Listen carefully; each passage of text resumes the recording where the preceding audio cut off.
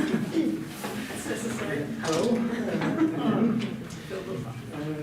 I would like to present results of our excavation in Polsk.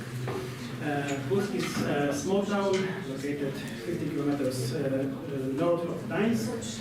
The close location to Gdańsk is a very important factor on paper. The settlement was a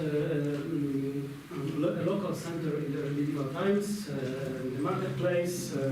The town was erected in 1338 and functioned as a small center with a population of about 1,000 burghers in the post-medieval period. Polsk is also a place of our investigations, which lasted for 30 years.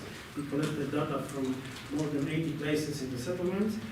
Complex, but most important places are the Castle area, so this place, Market Square, and about 30 plots, municipal plots in the town's area. In effect, I could say that Polsk is the most, the best examined medieval town, small town in Poland, of course, in the category of small towns. In the last 5 seasons, we focused on undeveloped area in the eastern part of the town. This is this place in which we conducted wide area excavations. It was the only place available for such extensive work because the remainder of the town was densely built up and our works there were limited. In the result, we excavated 900 square meters. The area was settled from the end of the 12th century. From mid-14th century, it was divided into 5 municipal plots. But the structure of them and ways of development of this area had changed several times from mid-14th century to the 20th century. In post-medieval times, this area was divided into 3 plots. The discussed here discoveries were found on the eastern one. We found a 3-bay tenement house located in the front part of this plot, and in the backyard we found only land use layers without any production facilities, other constructions except stone mill, which was located here. The well functioned at the same time as the building, so probably it could be built in the 16th century. The residential house was destroyed in the mid-17th century during the Swedish Wars. It is evidenced by the finds from the cellars, with the most important coin of the Sigismund III and a token of Gustav Adolf dated to the second quarter of 17th century. I think the well functioned longer. It probably began to be littered in the second half of the 17th century. What we can reconstruct it after dendrochronological analysis, which giving us information dated to 70s and 80s of the 17th century. The wooden artifacts were found here. In the 18th century, it began to be filled in, and no relics were visible in the beginning of the 19th century. This is cadastral plan, and the plot without any construction is that one, without a well was signed as a black marks here. And then one shard with date probably 1785 were found here in a part upper over the stones here. Exploration of the well was problematic and was conducted during the pandemic. We decided to divide our works into 2 seasons. In 2020, we reached depth 2.5 meters, hoping that nothing prevents us from returning to research in the next year.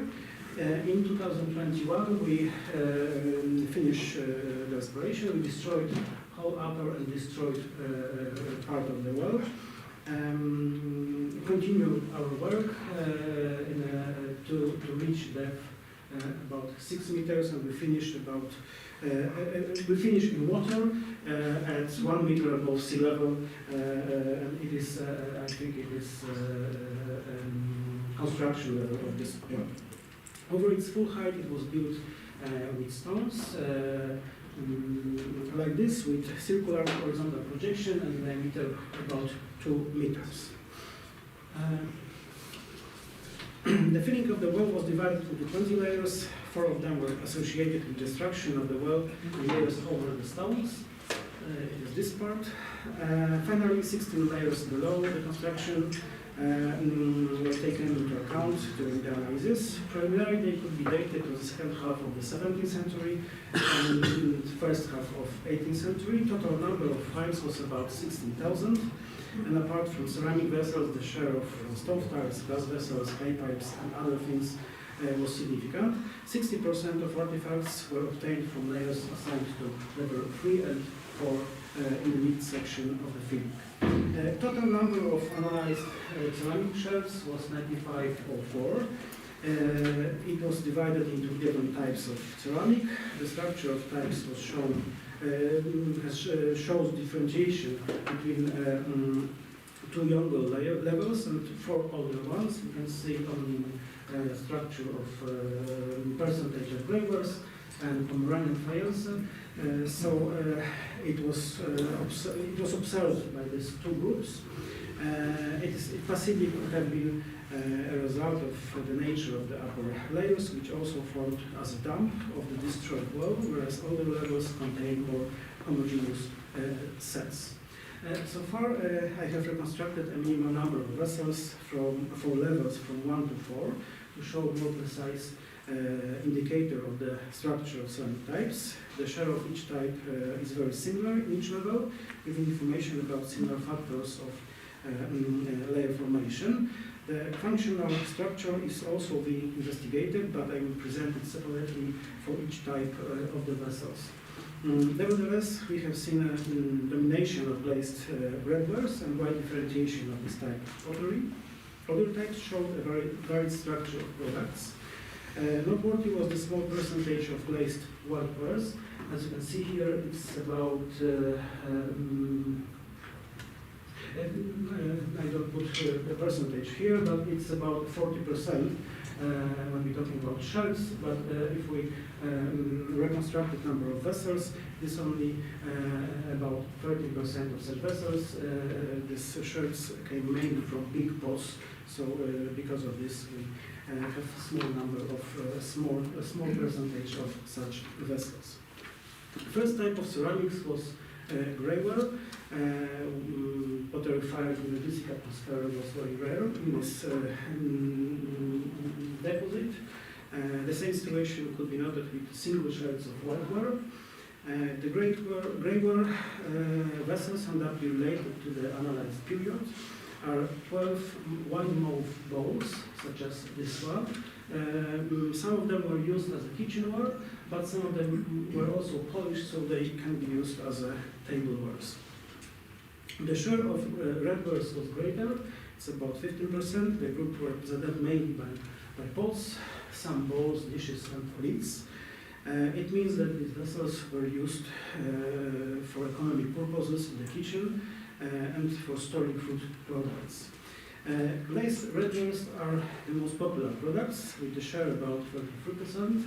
In this group, I collected wares fired in oxidizing atmosphere with the lid glaze and without underglaze painting and decorations. The functional structure of the vessels was diversified, and the quality of ceramic mass and glaze were also different.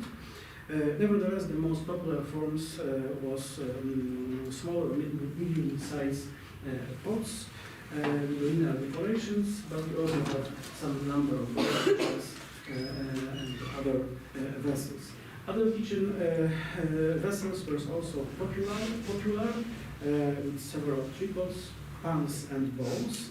The table were also constitute a small share. There was significant differentiation in ceramic mass of such vessels, from smooth ones to hard mass typical for brickware. This jug was made from the brickware ceramic. One form is a special, it's roasting pan with 40 centimeters, its size 40 centimeters. Other group of glazed wares was made with mudded ceramic mass, refined with pinkish clay. Some of them functioned as pots, but they were represented mostly as jugs and bowls. This corresponds with 2 years bowls from Düngen, with rare decoration. We have only small fragments of some vessels, We here put some reconstructed bowl from Gdańsk. Third group of redwares were painted with horn under lip glaze.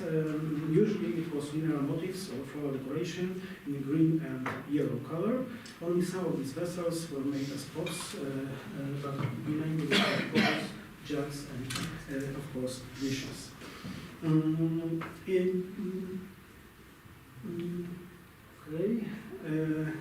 Except bowls, we have, of course, collection of dishes. They have both linear and floral decoration with yellow, brown, and green painted motifs. Not all of them have been fully reconstructed, but we did succeed with some dishes. It is a special one with diameter 41 centimeters, and a second bowl with 2 handles, also reconstructed. Without the fragments, but reconstructed. Next type of ceramic was glazed whiteware. This group was a very popular product in post-medieval Poland. They were produced from crawling plain in Kielce land, northern part of Little Poland. More than 30 pottery centers functioned there, and their products were distributed across Poland, Lithuania, and Ukraine. Their great share in northern Poland was an effect of Vistula road trade and influence of Gdańsk, which was a recipient of the trade and a center of redistribution. Despite the large share of fragments, as I said, we reconstructed only 13% of such vessels with the domination of pots and only a small number of other kitchen vessels. I have been able to finish yet the reconstruction of such vessels. I'm showing you only fragments with an analogical pot from Gdańsk as an example. There is numerous types of ceramics was stoneware with fragments only from 7 vessels. One of them is a part of a Zigbur tankard with relief decoration, and the rest are Westerwald type mugs and probably jug. The next group of finds was referred as a silkware, but in local Polish terminology we use also name near majolika or half majolika, I must say it. Such vessels were produced with ferruginous refined clay covered with white and gold and decorated with different styles but under elite glaze.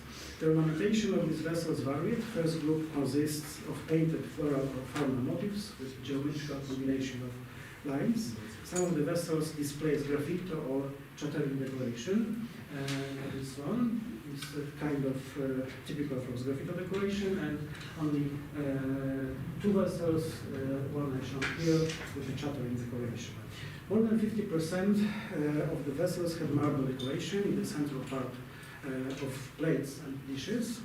It is obvious that such varying decoration may be the product of different workshops, which, in my opinion, most of them came from Polish centers functioning in central and southern Poland in the 17th and 18th centuries, but some of these could have been also a result of long-distance trade.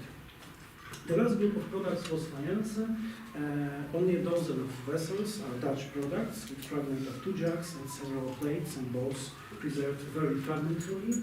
They could be dated to the end of 17th century or second half of the 17th century. More popular were Pomeranian faience, produced in Pomerania and Prussia from the end of 17th century. They were produced from ferruginous clay, covered with tin glaze and painted decoration. A small percentage of this type of ceramic would have been a chronological context of the well filling, taken into account during my analysis. In upper levels of the filling, this group was more popular with the share about 10%. This analyzed so far set gives us information about dishes and plates, diameter mainly from 20 to 23 centimeters with blue decoration. This is a comment from this slide. Some vessels were smaller with the diameter from 9 to 18 and decoration blue and green. Only one bowl with 2 handles have violet and yellow decoration. Only a few of plates were represented by big vessels with diameter over 26 centimeters. Beside plates and dishes, some jugs were also noticed. So, going to the conclusions, after analysis, we could say that this set gives us very important information about assortment of vessels used in small town in northern Poland in the end of 17th century and in the first half of the 18th century. It is very rare in our work that in a small town we could determine chronology in such context, not only for in the 17th and 18th century. Of course, this set gives us information about differentiation of types of ceramics with the domination of glazed wares and some types of such vessels. Second thing is that except kitchenwares, we have also tablewares, not only jugs and bowls, but also dishes, which gives us information about European trends, which you can see in these vessels, but in this assortment. But I can also say that the assortment of vessels, the structure of vessels was mainly with local or regional vessels. Some imports from long-distance trade could be noticed only as an occasional phenomenon in this set. The representative aspects of tableware demand in use were satisfied through national or local products, as you can see on this last slide. Last sentence of this presentation is the selected wares, not only those which I show in this presentation. I will present it tomorrow during the workshops. Thank you.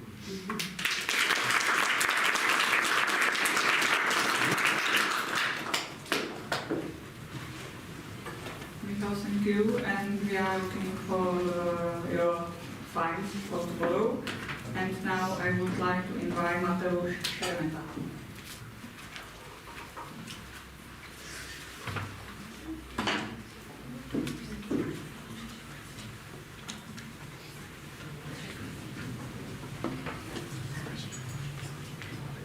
From the beginning, I ask you to use all of your resources of imagination during my speech, because it's going to be a controversial right.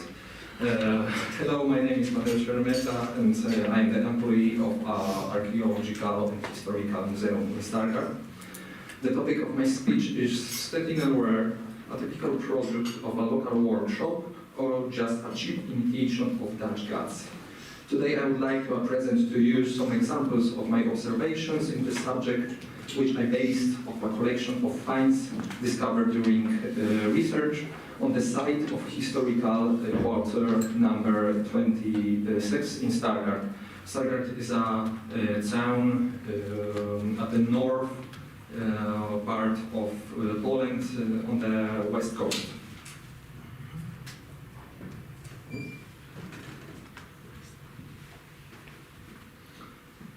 I will begin with a brief introduction to the studies. In 2017, the company Darkat commissioned our museum to conduct sounding and full-scale archaeological research, which preceded the construction of the service residential complex in the city. The city quarter number 26 is located in the northern, oldest part of the city, where the Slavic castle was previously located. At the end of the 13th century, the Slavic settlement was erased and the area was incorporated into a medieval town. During the research, the remains of modern pavement house and a group of objects related to the bourgeois population living in the area was discovered. One of these objects was the backyard of the cellar of the pavement house, where a very large number of finds were discovered. As you can see, on the basis of statistics, a significant number of 1,567 fragments of vessels were found in the object, which, in my opinion, are already a good basis for wider observation. At the beginning, it should also be added that among of the collection there are many types of pottery forms like flower pots, beer mugs, pots, bowls, and plates, which are the largest group. Back to my statement, all of our gathered, I think so, here are aware that the production of Pomeranian faience was probably the answer to the needs of the market on copies of expensive, prestigious goods coming from abroad, in this case, from the Netherlands.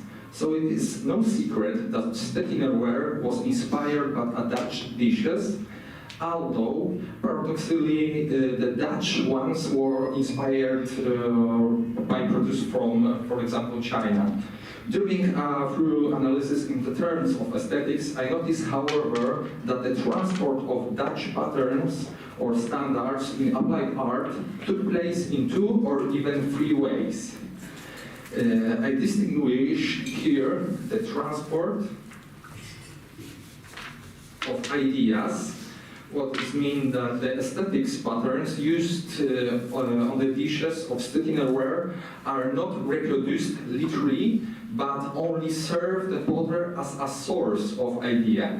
The second way is direct copy, that is a laser or greater extent duplication of given scheme or pattern. The third form, which I did not show here, is a hybrid option. The decorative element is copied, but also there will happen some kind of personalization of the decorative took place.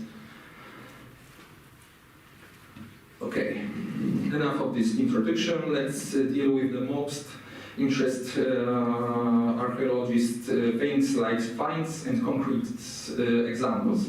In the first 3 slides, I would like to briefly describe my vision of transferring patterns in applied art to finds in the 17th and 18th century. First of all, we are dealing with a typical transport of ideas. On the left, you can see examples of Dutch plates from the end of the 17th century with Mary II, the Queen of England, Scotland and Ireland. Placing images of kings, queens and princes was quite popular during the period, so it's not surprising that the idea was adapted and copied to the local needs of Prussian market. Placement of the symbols related to the power in the territory of Western Pomerania is nothing unique. Okay, in the middle of the slide, I present to you a painting from the 2nd quarter of the 18th century, which was probably a model for a potter making a plate found in the Stargard, and it's dated similarly to the painting. The use of the pattern or the scheme seems clear, but the question is, how did the idea get to the producer? Did the potter have the direct access to the Dutch products and press his works on them, or was it commissioned by someone, maybe a local patriot, who saw something like that and someone else? So many questions. In my opinion, this slide perfectly reflects the second option, and I do not have to explain too much for you. In this case, we have an obvious example of a copy or a fake made by an experienced potter. The replica is a made of poor quality and served only as an imitation of an expensive item that went on the market for the low or middle income to provide buyers with a substitute of luxury. Did the manufacturer have access to the original? Probably yes. The best proof that the manufacturers could have had access to the Dutch God is the numbers of finds which we obtain every time during the research of the historical urban parcels. He may only wonder about the difference in the dates of the vessels, since the Stargard basement is dated at the earliest of the middle of the 18th century, so it's the objects are half on a century apart. In the written part, I'm gonna show you more details about it.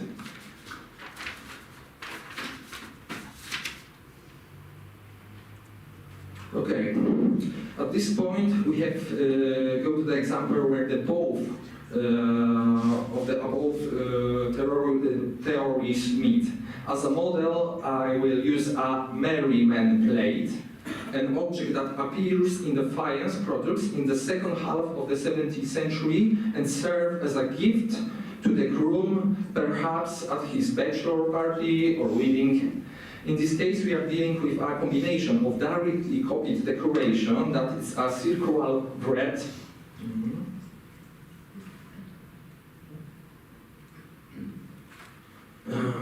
Circular bread and adopting the idea of writing wishes in the middle part. These wishes were written in German on the Stargard example, written in German and probably personalized to the person. It should be noted that the plate from Stargard find is dated to the middle of the 18th century. Now, briefly, to fit in time, I will present you some examples that will help you to visualize better and worse transformation that took place on the Stettiner ware type of whistles. Here we have further example of use the actual lower bread, which is often called in Pomerania the motif of sweet flag. In the middle of such plates, as in the case of imported ones, we placed buckets of flowers or individual fruits and vegetables. Rosettes are the very popular decoration used in the middle of the final period of use of Stettiner ware in the second half of the 18th century, and so the plate from Stargard should be dated, which in my opinion can largely be modeled on much older design placed on, for example, Dutch majolica and proto-faience bowls, maybe. Similar in this case of the captive motifs in the form of the wine rose, which often appears on uncovered vessels and it's often supplemented with additional decoration inspired by Dutch patterns such as lambrequin and floral lines. Floral rosettes often supplemented with the lambrequin and are usually dated to the second half of the 18th century and at the beginning of the 19th century in the Western Pomerania. Landscape motifs with architectural elements appear in Dutch selections such as tiles and dishes as early as the 17th century. There are a manifestation of Dutch style, which in addition to the Chinese decoration began to reach for its own eyes such as general scenes and landscapes. Now, wonder then that after some time such decoration were also copied on the dishes in the style of Stettiner ware. They appear in the Pomeranian quite early because already in the 40s of the 18th century. Here is the second example of this category. In this case, the approximation time of creation of Dutch and Pomeranian object seems much more identical. The last two examples are related to European decoration pattern. The first of them is a painting related to a representation of a figure, perhaps a prince.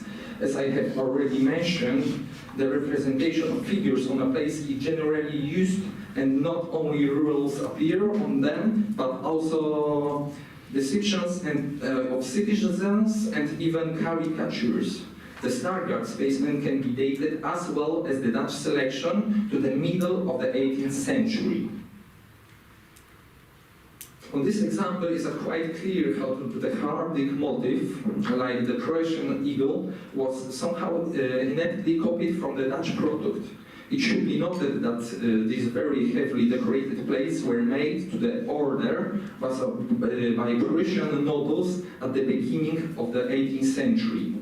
In the north of Netherlands, and then incrementally copied from the needs of the local market.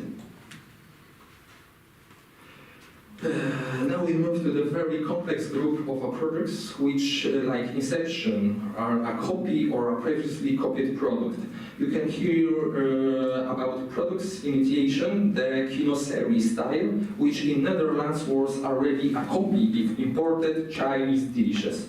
In Pomerania, we can see many examples of such imitation, inspiration, or copies of these decorative motifs. At the first example, we have a plate with a richly decorated edges with a floral ornament and bouquet inside. Interestingly, it would be possible to assume that the two objects are somehow chronologically consistent, since the saga find can also be tentatively dated to the first half of the 18th century. Very common in Pomerania, especially at the beginning of the 18th century, is using and imitates all kinds of patterns in the style of Van Lee or division into segments, which were previously reproduced on the pottery by the creators of Dutch potters, who borrowed these motifs directly from, for example, Chinese pottery, and which arrived massively to the Netherlands from the beginning of the 17th century, largely with the help of Dutch East India Company. Now I will present you two examples of copying native Dutch decoration, which takes its genesis from Baroque paintings.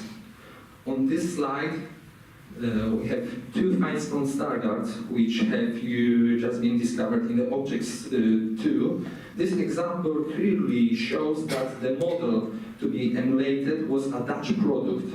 The question is, did the owner of this plate have it copied from a local potter, or did he just buy a local counterpart because he had a Dutch counterpart in his collection? Both vessels are predated identically.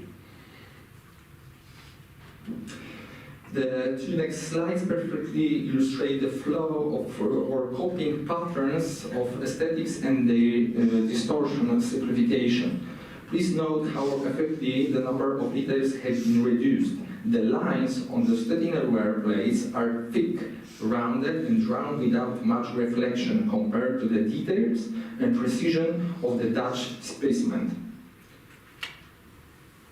This can be seen very clearly from the example after the around decoration with lambrequin, which seems clumsy, strongly expanded, and disproportionate. The question is, did the potter have access to the dish that he was trying to finish, or did he just have some kind of memory online and playback from the memory? Two further examples show how the degradation and improvement of patterns and decoration has gone. As an example, I used two plates which supposedly imitate the decoration in the style of strupoi patron, also can be parsley motif, let's say. As you can see, Pomeranian artists sometimes had an aesthetics consideration in these notes, or simply did have enough artistic skills to a copy or give decoration to a satisfactory degree.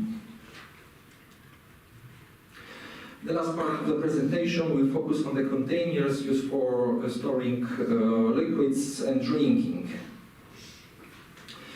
It's worth noting at the beginning that these whistles are only clearly inspired by goods from the Netherlands. They are not exact copies, they are only single elements that have been simplified or ineptly copied.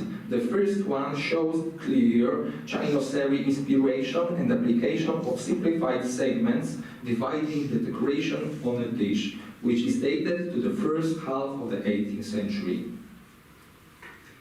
A similar case is the case of the second whistle, on which is clearly seen that the circular pattern from the Dutch products has been slightly modified and simplified for its own use. The whistle is dated similarly to the Dutch ones for the first half of the 18th century. The last of the imitation of the Chino series style can be seen on a fragment of a jack or milk jug on which was applied a lattice decoration clearly referring to the Dutch or Dutch Oriental produce. The Stargard specimen is dated to the first half of the 18th century. The last example is the bow.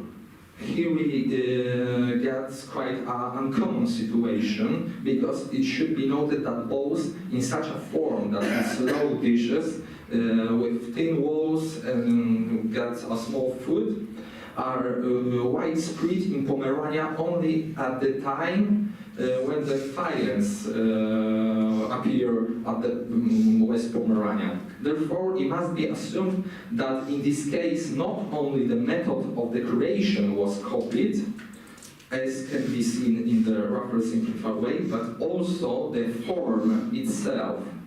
This example from Standard should be dated at the earliest to the middle of the 18th century. If you ask me, are the Stettiner were cheap fakes? I would say yes and no. Yes, because the example presents by the sometimes indicate that the potter probably paid no attention to the original design, but only very tentatively tried to counterfeit something luxurious, which could bring him a measurable profit, because it will allow the poor to live richly. On the other hand, absolutely not. During the analysis of Stargard dishes, you can find those that are made with great care. The clay used to production is clearly cleaned, almost creamy. The dishes are made accurately and symmetrically. Thin glaze and colorful decoration are made with a great care. And the artist himself not only copies, but creates something new, inspired by Dutch works. In such case, it can be said, in the context of art, more about being inspired by Dutch produce. Okay. Thank you.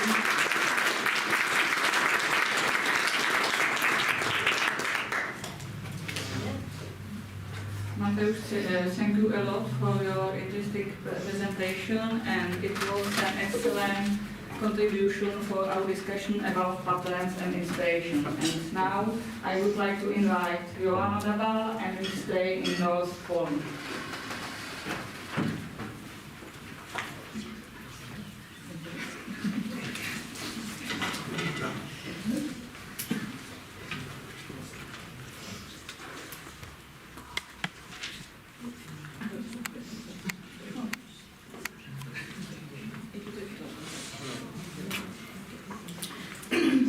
Thank you. It's going to be a little bit different topic with same pictures. The blue and white, it's like teasing a tiger scientifically, because it's a very large project, contains many elements. So my today character, the main character, are the lead glaze earthenware, which unfortunately called in Pomerania Pomeranian fayances, which is delivered from the beginning of 20th century German art historians, which gave the name for this kind of pottery, and they distinguished the three major workshops of the pottery. They lie in Pomerania, so it fits. It's Gdańsk, Malbork, and Elbląg. We will focus on Gdańsk, and I would like to give some acknowledgements without comments. For now, this kind of pottery in Gdańsk is dated at the end of 17th century. It is assumed to be connected with Mennonites migration, that period around. The migration is also a different subject. Generally, the Mennonites and other people did not settle in Gdańsk itself, but in districts out of fortified Gdańsk. So they were not really in a craft system, like a city craft system. I will leave no comments about it, but I will give you some names from the historical sources of these Mennonites. Andreas Schreiber, Erafine Linder, and for example, Johann Dominik or David Krieger. Our German colleagues might recall some information about the cultural context of these Mennonites. The clue, I will show some pictures with comments and hopefully get to the final conclusions about dating, function, and inspirations, which I can say, well, Middle East or Asia generally, yes, but I would like to point some things about it. Because it's easier, I focus on plates. All things comes from Gdańsk. I will follow the pictures to introduce generally blue and white in Gdańsk, like blue and white paintings in Gdańsk. So the first one, the chess motif. It is delivered, of course, from Italian Maiolica, but what we have from the same period is Dutch things. Mainly Dutch things. We also have some Deruta, but not blue and white. So we have this on the thin glazed plates. I will just mention now that Dutch colleagues date this kind of things like for the 1580s till about 1640s, for example, like this. A star with 8 ankles. Yeah. We have the Pomeranian fayances or tin glazed things, a bit modified. Of course, it's also delivered from the Italian Maiolica, and then it goes Dutch-Italian style in Netherlands too. And we also have that, what you see on the right is Dutch or Asian pottery, also found in Gdańsk in context of those things. This is very interesting motif. This thing is delivered, of course, from the two sources. One is Asian, as you know, those who are interested in Asian pottery. Yuan blue and white, 13th century porcelain, but also Ming early porcelain. But the second source is Moorish from the Middle East via Italy and to Netherlands. Well, I know this sequence is not really the same, but they are different from the one that Mateusz was showing from the 18th century, the drops. Well, yeah, here are tulips. The oldest tulips are from the about half of the 17th century on the pottery in Gdańsk. But what is interesting, of course, you say Middle East tulips, but I think that this motif appears in Gdańsk from as an inspiration of Dutch potters. Early thin glazed blue and white tulips, and on this case I would like to show how it's developed. Also developed in, for example, Netherlands Maiolica. Same. We have first single tulip, and it's nice blue, and then we have. This one is question. It's not our workshops, so maybe Stettiner Verf or any other blue and white tulip, but not ours. And the form is very unique because you can see this handle with angel or the late Baroque. It is dated at the end of 17th, early 18th century, according to the context it was found. But maybe someone will recognize it as yours. Tulips developed in couple of tulips. And what has changed, I'm just showing on this example, it goes to simplify. Yes, we have first nice tulips, one tulip, more tulips, and then it goes to simplified motifs. Here, not the interior, but octagonal frame of this picture. Of course, it's delivered from Ming porcelain, about half of 17th century. In Netherlands, this is also the Ming pottery from Gdańsk. Not very common, but well, appears in Gdańsk in that period. But what is more interesting, we have plenty of Dutch things with different motifs inside, mainly a type of floral motifs. The Dutch on your right. And here again, example of simplifying the frame of the motif. This one I like because it's quite early. It's Ming, end of 16th century, I believe. The typical motif of I don't know, they call it deers, but I think that's roe without scenery. But here is the very nice example. And it's not very repeatable in Dutch pottery. That might be a clue for conclusions.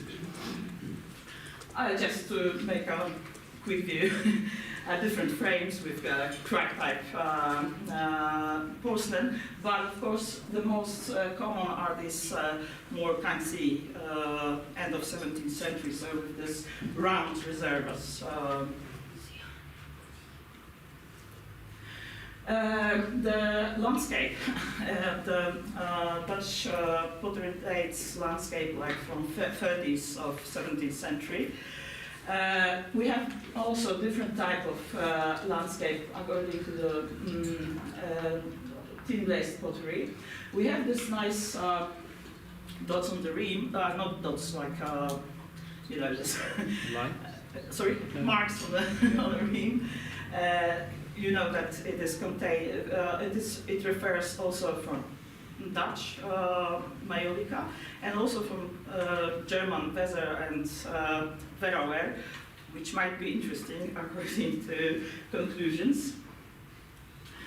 This is the late 17th, early 18th century example of landscape tin-glass. Yeah, baskets. So colleague already told them. These are Netherlands examples. They are dated from 40s, 50s of 17th century up to 18th century, with also with little the inlay motifs are more simplified. Here is interesting one thing, that fruits on the table are earlier than basket of the fruits or flowers. We have different types. All examples are tin-glazed. And lower weft. Also interesting because this pattern with blue and white is quite rare in Gdańsk. It rather appears with the dates like 1714 or 1722 with the violet and green colors. No, I didn't have the names of the. I didn't catch what the letters mean. And this is the end of blue and white. This is simplified Rosetta, or whatever you call it, in the 18th century. For the Dutch examples are 1740, 1750. The blue variant is quite rare in Gdańsk. Conclusions. Now about dating. When the blue and white pottery is introduced in Gdańsk. So if we believe for dating of the Frisian or Antwerp products from the late 80s of 16th century and the beginning, they usually date the chest motif on the first quarter of first quarter of 17th century. We know that this appears with other maiolica, like painted with green, yellow, so it still follows other colors. And now, in about 30s, 40s, we have a little of Berettina, Italian blue on blue. We have a little Italian maiolica, generally from Montelupo or Deruta, but we have Westerwals or Raren, whatever which appears in a great amount that period. Also, blue on grey and blue on white in stoneware version. We have Dutch fayances and Dutch maiolica more in that period, and early fayances too. So, and we have in that context finds the first tin glazed pottery. Again, the photo about 80s of 17th century.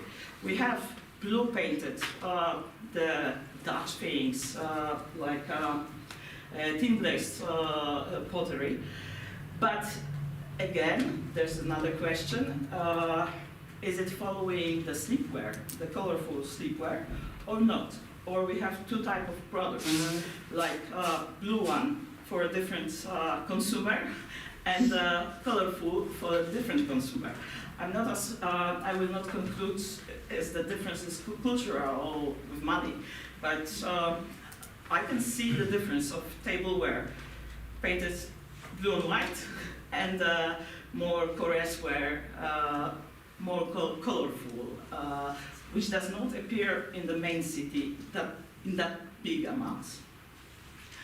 And then, of course, the blue and white continues to the 18th century, even 19th century, with the transfer printed English wares.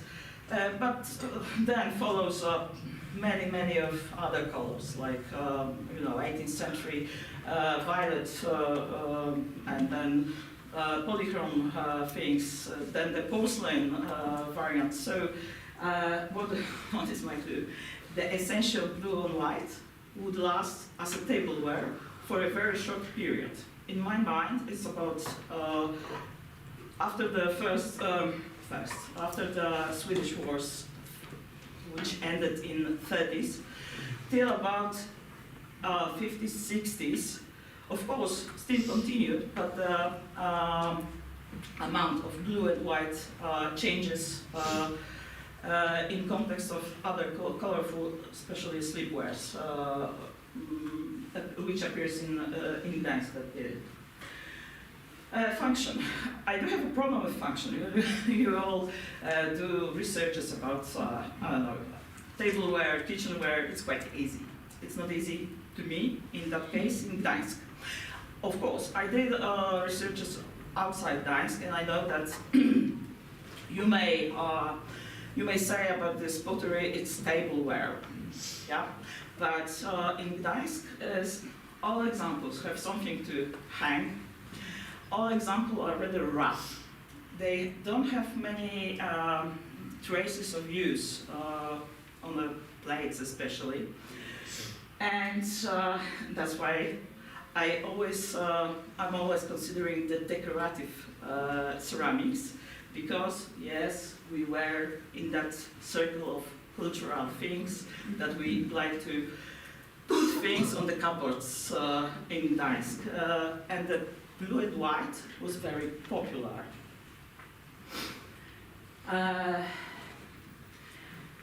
About the inspiration. For me, it's not very easy to say what was the first inspiration for the potters.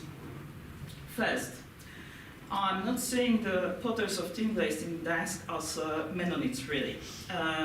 It is the period that many Jews migrate to Gdańsk, or actually outside of Gdańsk, because they could not live in a fortified city. Why? Because if the Dutch people came to Gdańsk and made this pottery, they totally forgot how to make drawings. It's a very different style, and the forms are not really Dutch. Well, we can say that the plates are Dutch because, well, they are the straight rims. We may say that the first period might be a little Dutch, but any other as well. But all the bowls, all the jars, jugs, follows the southern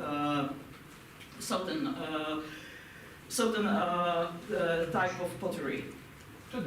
Tradition. Yeah. So, and technique is also not Dutch, because of course we have to hear is just random 15th century Deruta, but to make it shorter, but we know that the thin glaze goes, or technique goes from the Middle East, Iran, to Italy, then to via Ceuta to Spain. Complicated, but this type of when the Netherlands have very developed technique of making faïences and maiolica, they would not do something like that in here. Even if they don't have same sources or glazes, because of course cobalt was quite expensive in Gdańsk, although we had it. And we have some information in historical sources that they did paintings from the cobalt, but also from the crushed glass in that colors.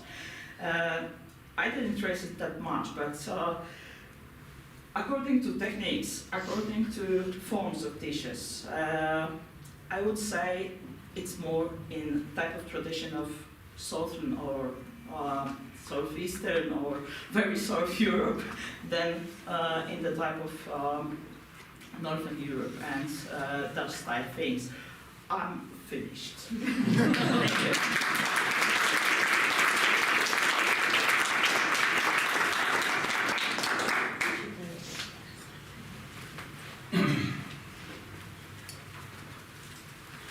Joanna, thank you a lot.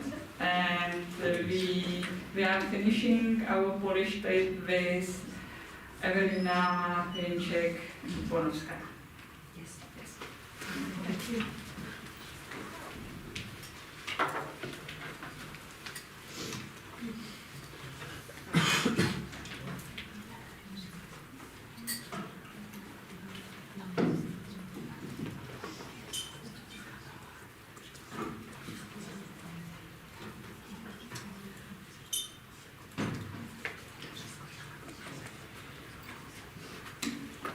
Hello everyone, we see each other again.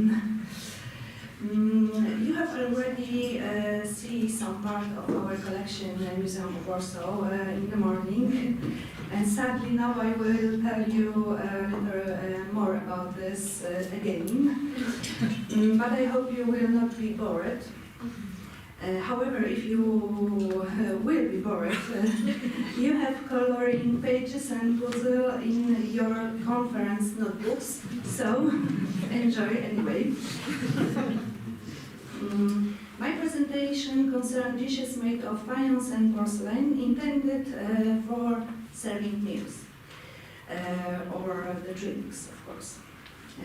The chronological boundaries of the work covers the period from about the second half of the 17th century to the end of the 18th century. The choice of the time frame was dictated by the desire to focus on the period of stone stabilization, fallen on the period after the Swedish deluge, so after 1660, and lasting until the end of the Polish-Lithuanian Commonwealth. So until the third partition of Poland in 1795. It is estimated that as a result of the war in the years 1655-1660, the population of Warsaw decreased from 80,000 people to 6,000 people. Therefore, it is safe to say that after these happenings, we are dealing with a kind of new beginning, And this gives us the chance to take an insight through a review of the most representative vessels into how the population of Warsaw and its social status developed.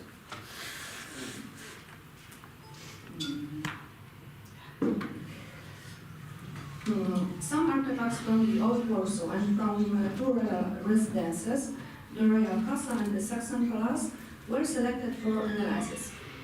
The work does not include other palaces belonging to the rulers of this period, such as the Wilanów Palace or the Royal Łazienki, as these were summer residences and not de facto royal residences, which was undoubtedly castle itself and in the Saxon time also the Saxon Palace.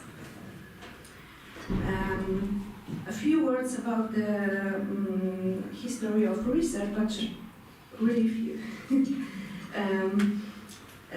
Like Zuza said today, the history of research in Warsaw started with, it took place just after the Second World War. And I want to say what Zuza doesn't say. Warsaw suffered a lot during the war, and especially in its final phase. It is estimated that up to 85% of the building was destroyed. The area of the old and new town were almost completely destroyed. Paradoxically, these happenings and the state of the city opened up a wide field for learning about its history.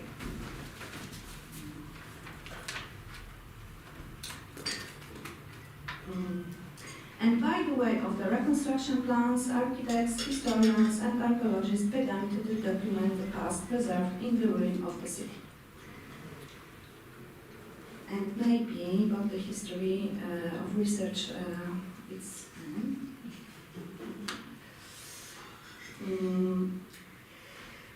the analysis included 280 tableware, and these are 101 faience vessels and 117 porcelain vessels. The collection consists of 105 plates and platters, 42 cups and teapots, 56 saucers, 4 bowls and 5 mugs. Also one of each jug, a milk jug, a lid, a salt dish, and a powder sugar shaker.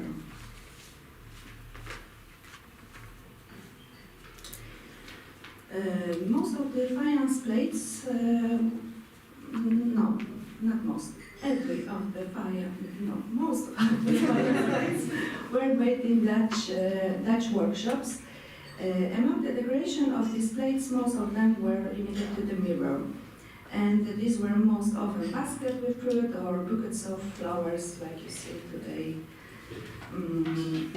And a few plates have this inscription, the smelly man plates, which were, like I think, related to wedding ceremonies. There are also decorations with European architecture and vessels stylized on Far Eastern patterns.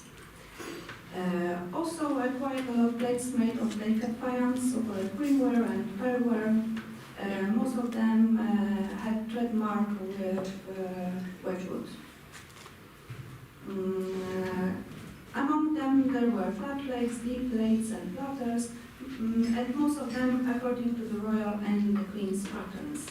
If I'm wrong, Joanna will tell us. Among the faience plates, there were also 5 pieces from the 2 services made in Poland. 2 of them, decorated with a widely spread flower branch in delicate color, most probably come from the factory in Biała Podlaska, the first Polish factory. Some researchers attribute the authorship of such vessels to the Belvedere factory. The next 3 vessels, also signed with the letter B, although printed a bit thicker, were produced in Belvedere as a more mass product, the decoration which was not so important. However, it cannot be ruled out that these vessels were also made in Biała Podlaska. The products of these 2 manufacturers are not well known today and problematic to identify.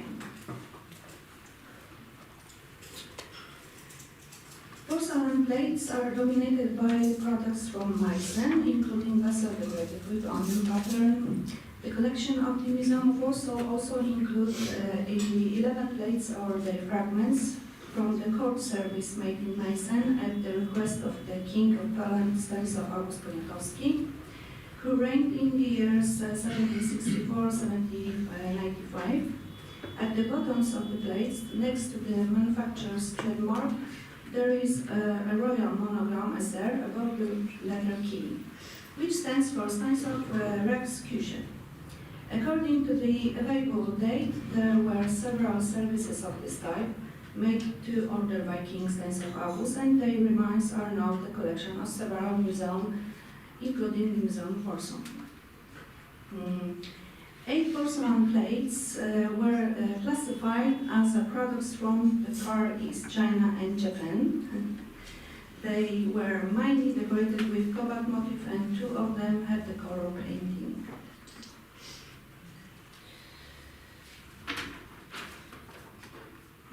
The second most abundant group of dishes, apart from plates, were the remains of coffee and tea services in the form of cups, tea bowls, and saucers.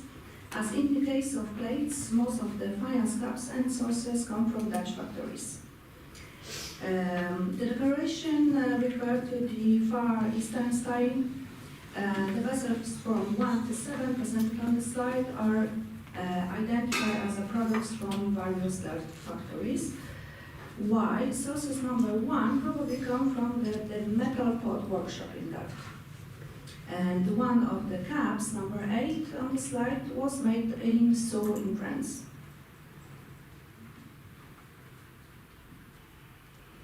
Among coffee and tea services made of porcelain, the products of Meissen manufactory are in the lead. There were quite a lot of cups with saucers decorated with a landscape motif. From the outside, the colors are covered with so-called capucin bronze. These are the products of the Meissen factory from the years 1730, 1740.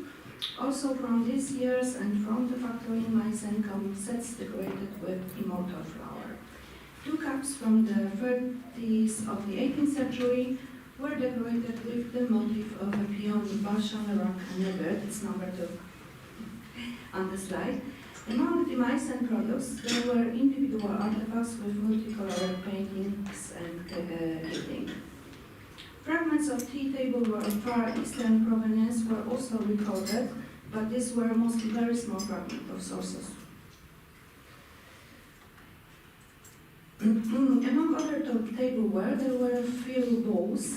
The most interesting specimen dating back to the 50s, 60s of the 18th century is a Meissen product decorated with a chrysanthemum flower. And 3 fragmentary preserved vessels are interpreted as a faience mugs. 2 of them come from Dutch factories and chronologically belong to the first half of the 18th century. And number 3 on the slide probably comes from some German factory, and according to the date painting with cobalt underglass, it comes from the year 1641.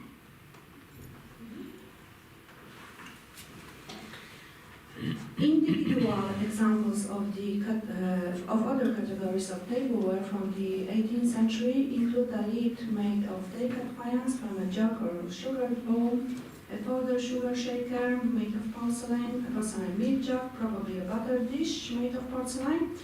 This object was described in the field of inventory as a terrine, which, however, it seems unlikely because it has very small diameter and height.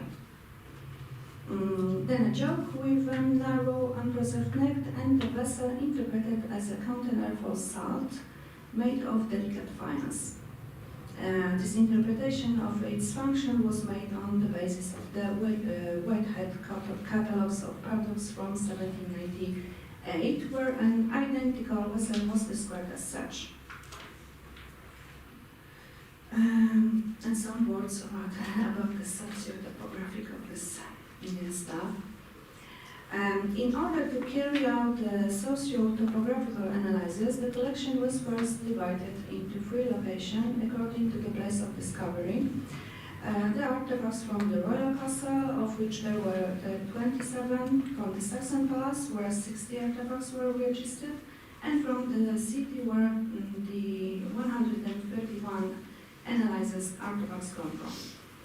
In the case of the first two locations, the matter is quite clear, as they are royal residences, where the artifacts obtained from the area of the old town were subjected to further analysis based on the places of discovery. Within the Old Town, several stands were located in the Old Town Square. These were properties number 14, 15, 17, 28 to 40. And apart from the Market Square, interesting artifacts come from the site at Brzozowa Street and Dawna Street, and also for the back of Piwna Street. Many of the study artifacts were obtained from several now non-existent objects, originally located at today's Castle Square. These were the properties of Samberger, the Ochenkowicz family, the property belonging to the royal pharmacist, where the royal pharmacy itself was located, and several artifacts come from the moat. With the exception of the artifacts from the moat and the loose found at Brzozowa Street, the remaining artifacts from the area of the city should be identified with the city's inside. Fragments of faience and porcelain vessels were also found in area of the Dunk Mountain, the city's landfill. However, here the matter of assigning the finds to sociotopographically definitely area is not so simple and obvious. It seems that some of the objects recovered from there come from one of the royal residences, the royal castle, and the collection includes fragments of Far Eastern porcelain. The assumption that some of the finds from the Dunk Mountain come from the castle is also confirmed by the fact that a part of the tableware with the court signature of Stanisław August Poniatowski was found there.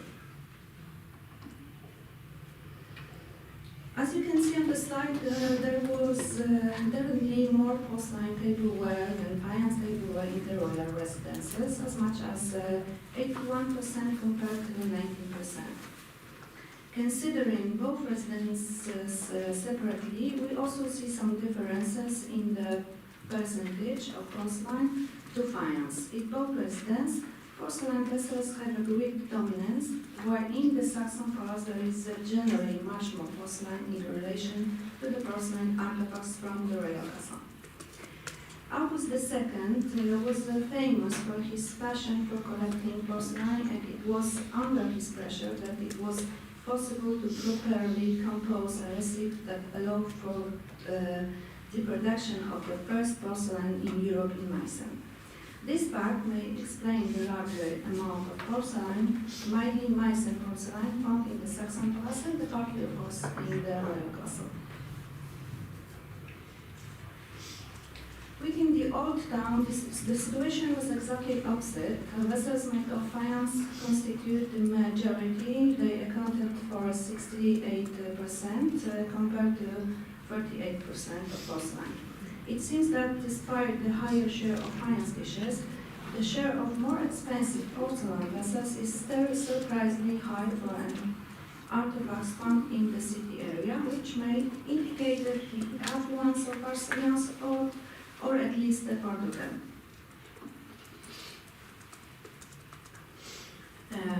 During future analyses, the Old Town was divided into three groups of regions. First, centered around the Old Town Market Square, and second in the Castle Square. The third group consists of other points on the map of the Old Town, such as Piwna or Dawna Street. As you can see on the slide, within the Old Town Market Square property, the proportion between faience and porcelain dishes is 50%. From the tenement houses located between the castle and the Old Town, where the Castle Square is located today, the share of porcelain vessels is 35% to 65% of faience vessels, and from the other, less representative and expensive area, changes in the favor of finance, which is 88% there.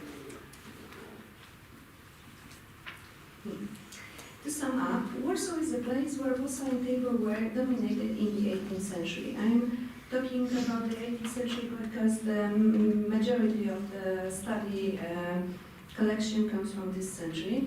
Some of the porcelain vessels can be associated with the collection of August II, especially those of Far Eastern provenance.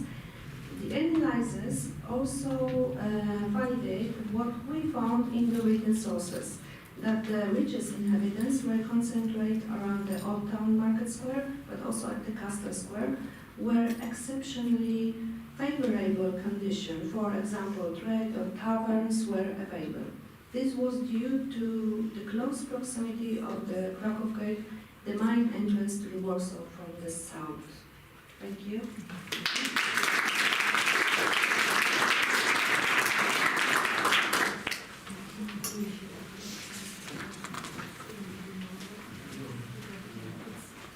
Thank you to Evelina and all Polish colleagues, and it was gender correct. So we do have some questions to Michal and Mateusz and to Joanna and Evelina.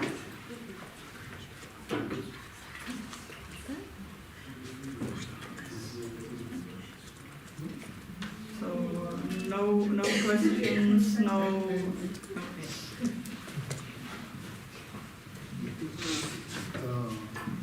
This is a question for Mateusz.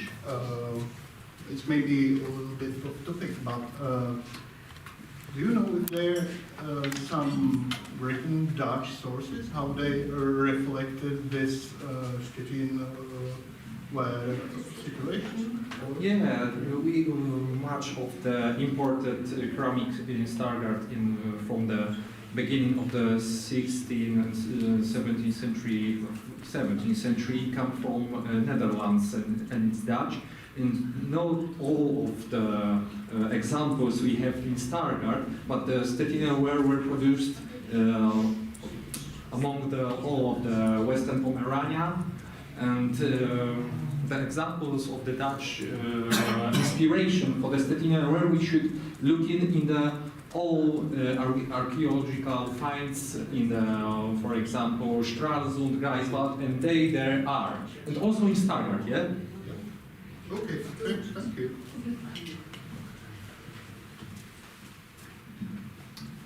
I have to show the mark two fakes because last year was Chanley in Prague, and we have a few porcelain shards from Prague. Some of them are from Prague Castle and some from town. And from Prague Castle we have Chinese porcelain, and from town we have fakes. So I don't know if Shanshan wants to say something to it. Yeah. Sorry, I'm just thinking about a porcelain, like, sorry, the name. Evelina. Yes. I remember on the left corner of your slides, it is a brown glaze. Yes, it is. It's a brown glaze, and inside is the blue and white porcelain. Maybe we check on the slide because I don't know. You said it's Meissen porcelain. Can be And- nice. Yes, this one. This one? Is it Meissen? Which one? The first one. Brown one. Because if it's Number one. Brown. Yes, yes, it's yes, the quality really shocked me because this kind of porcelain we call in like some English paper we call it Batavia, this kind of porcelain, and the imitation of the Chinese style is super nice. Yes, because this one is some of the first production of Meissen, and it's quite a good inspiration, good copy of this Chinese. Have you ever found Next like time, worse and worse. Have you ever found some similar painting or this shape? Many of these caps and sources we found in Warsaw with this painting inside and also with this color bronze outside. Mm-hmm. And every of this is from my side.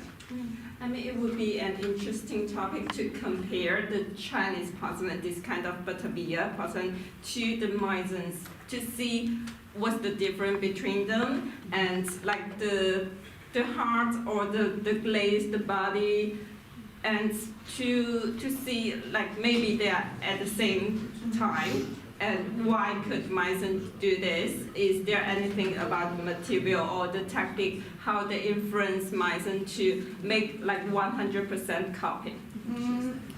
Maybe it's that's why, because like I said, August II was famous of his passion to collecting porcelain. So maybe from this come the inspiration. Maybe I can tell because it's my topic. Sorry, I didn't put my subject because I have no time from the others project. But exactly, it was my plan. The plan. The August, the King of Poland, and the Prince of Saxony have a possibility with money, big money from Poland, who he took from king's property in Poland to construct first European manufacturers in outside Asiatic region. And the first was the Father Jesuits who come to Europe with a very well done description of the reception of production. It was a big changing in Ming and Qing after and Xing, we don't tell in Chinese. And they use, for example, in Chinese, the Farangsai, then the soft colors, was developed with European chemistry. And we took from China the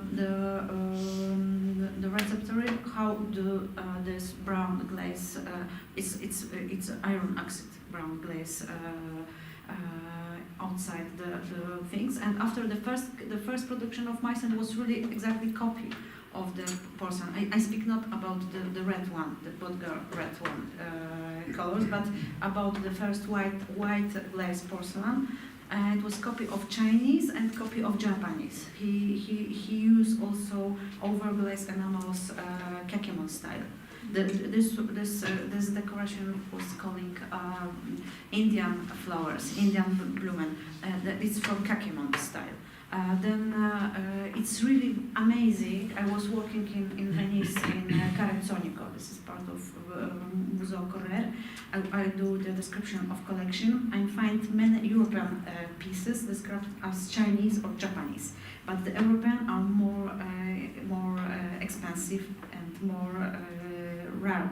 It's very, very, very interesting things. Then we can be in touch after. Thank you. So, any other question? Yeah. Ludmila? Yeah. Thank you very much. I have maybe a common question to Joanna and Mateusz about this thesis sounds from Joanna's presentation.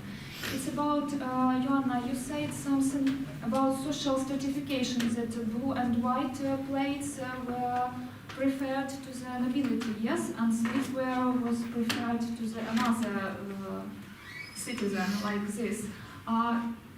Do you think what is the reason of this dividing? It's just the price or different sources of inspiration or different needs?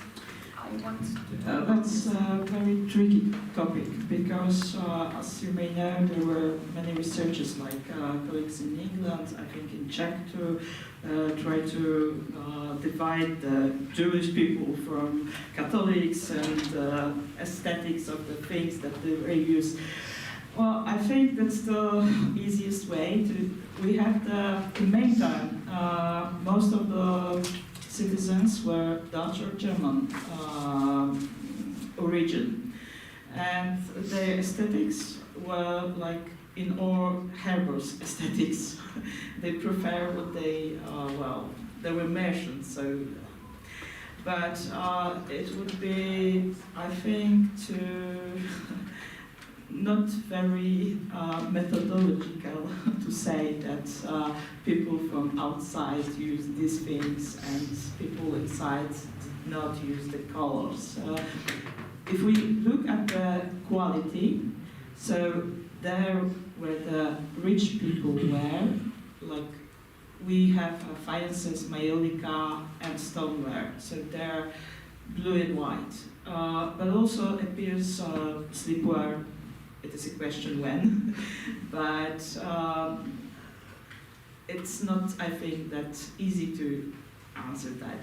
It's just a very blur cultural conclusions. Yes, thank you very much. Thank you.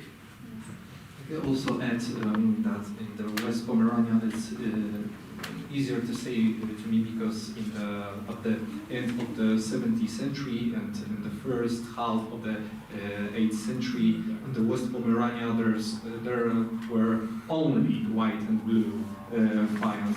There wasn't a color ones, so it's easy to say that they prefer at the first, but in the second half of the 18th century, there's no difference in use.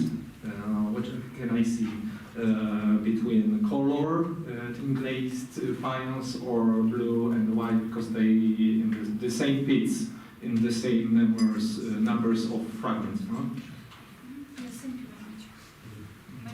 very much. Maybe someone next.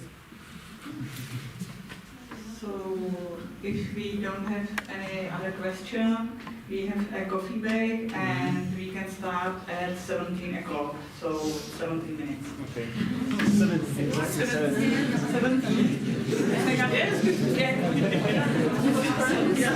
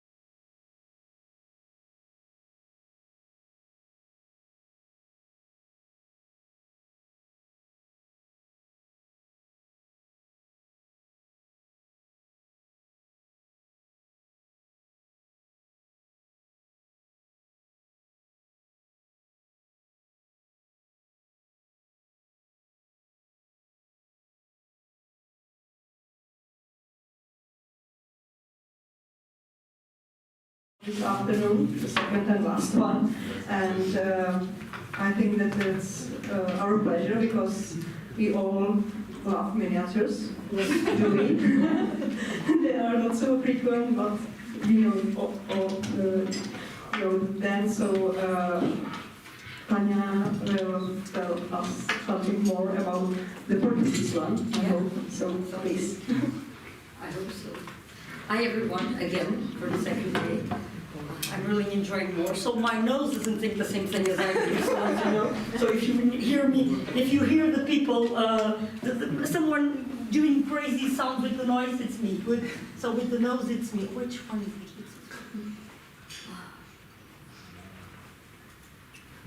So, tiny things, little things, miniatures. As Christina says, we all love them very, very much.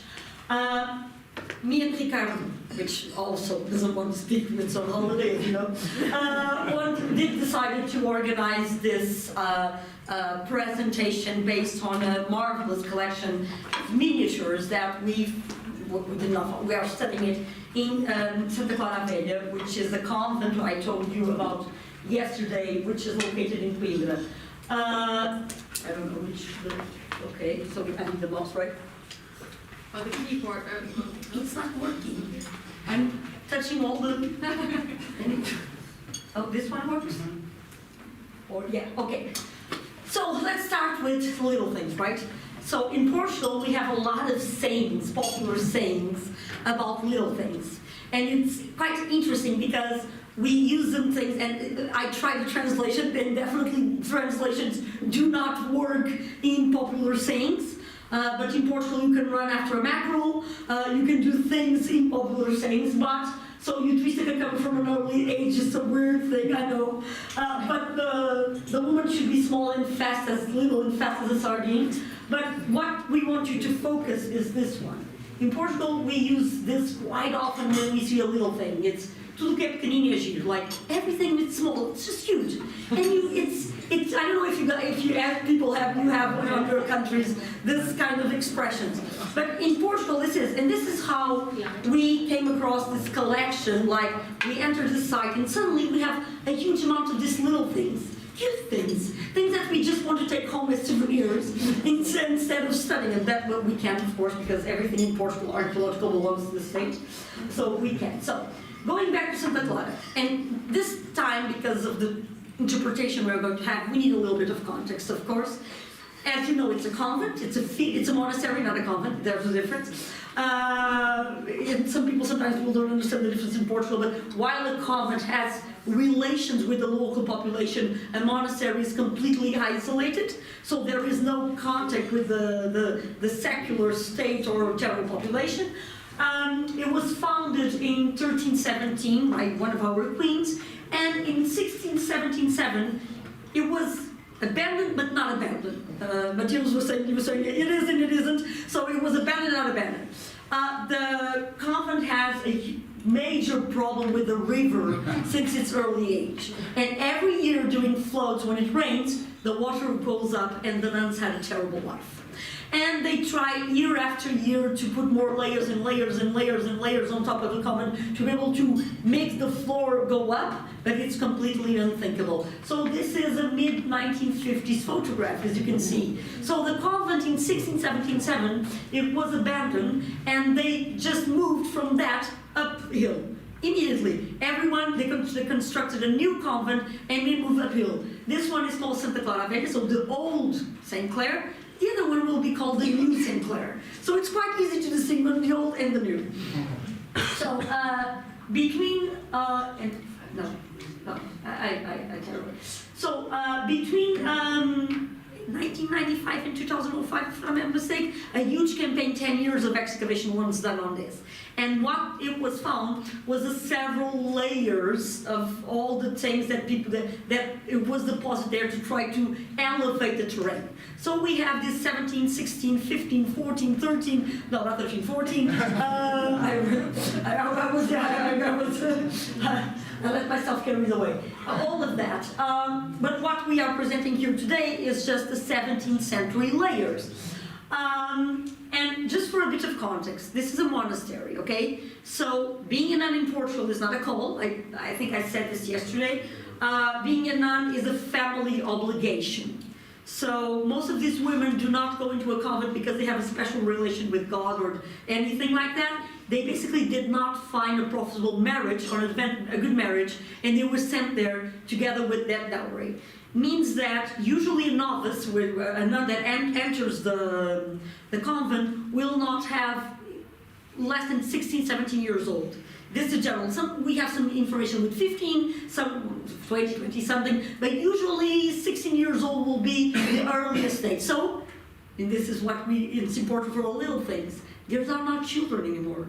So at 16, I have always this conversation when I see people presenting presentations or papers about children. What is a children in the 17th century? What is a child?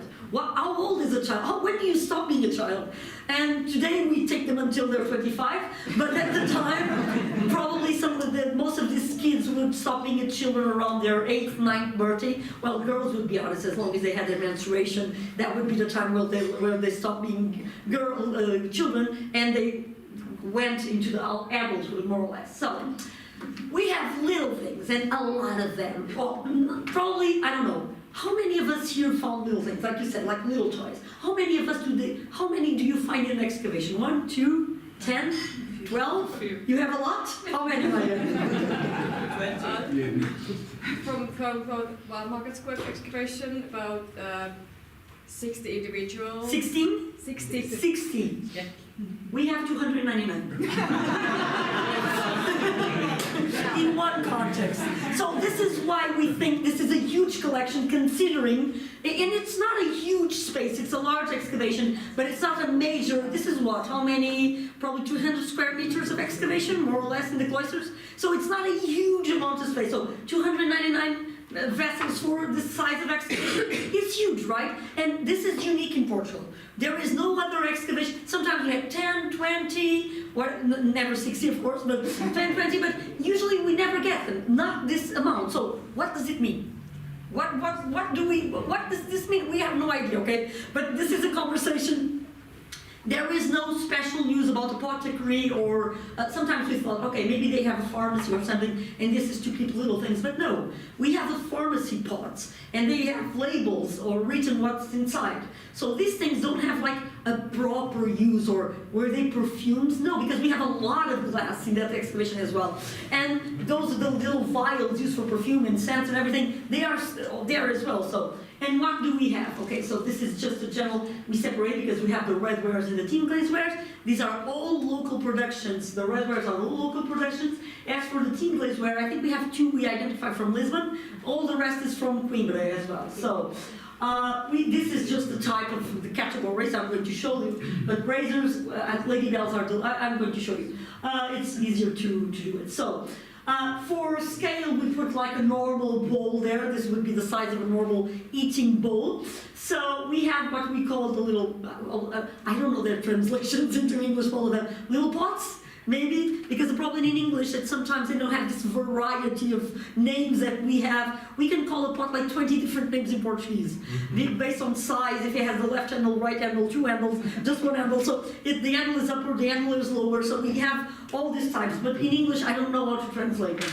So we have this, what we call in Portuguese, bilhas, what we call jarros, canters, all those weird names that we can, no, we have names for everything. And they change radically from north to south and east to west, so I could have a list of names. So just to give you an idea of what they look like, these are also painted in white, not this graffito ware, so we don't have miniatures in this graffito we showed yesterday, but these are just little things which are so cute, see the little bowls and everything. So they come from all different shapes and shapes and sizes.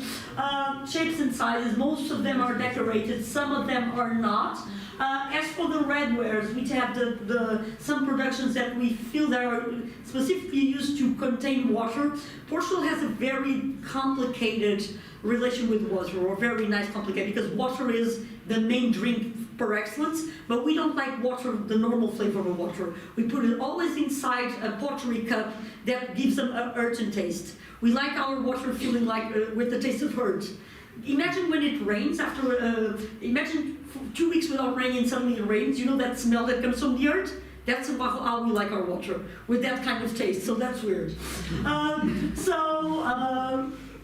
And now we just to show you some images, of course, just to give an idea. Oh, we don't have to take Sarah. Sarah is Ricardo's wife. She did all the drawings for us, so we need to take her.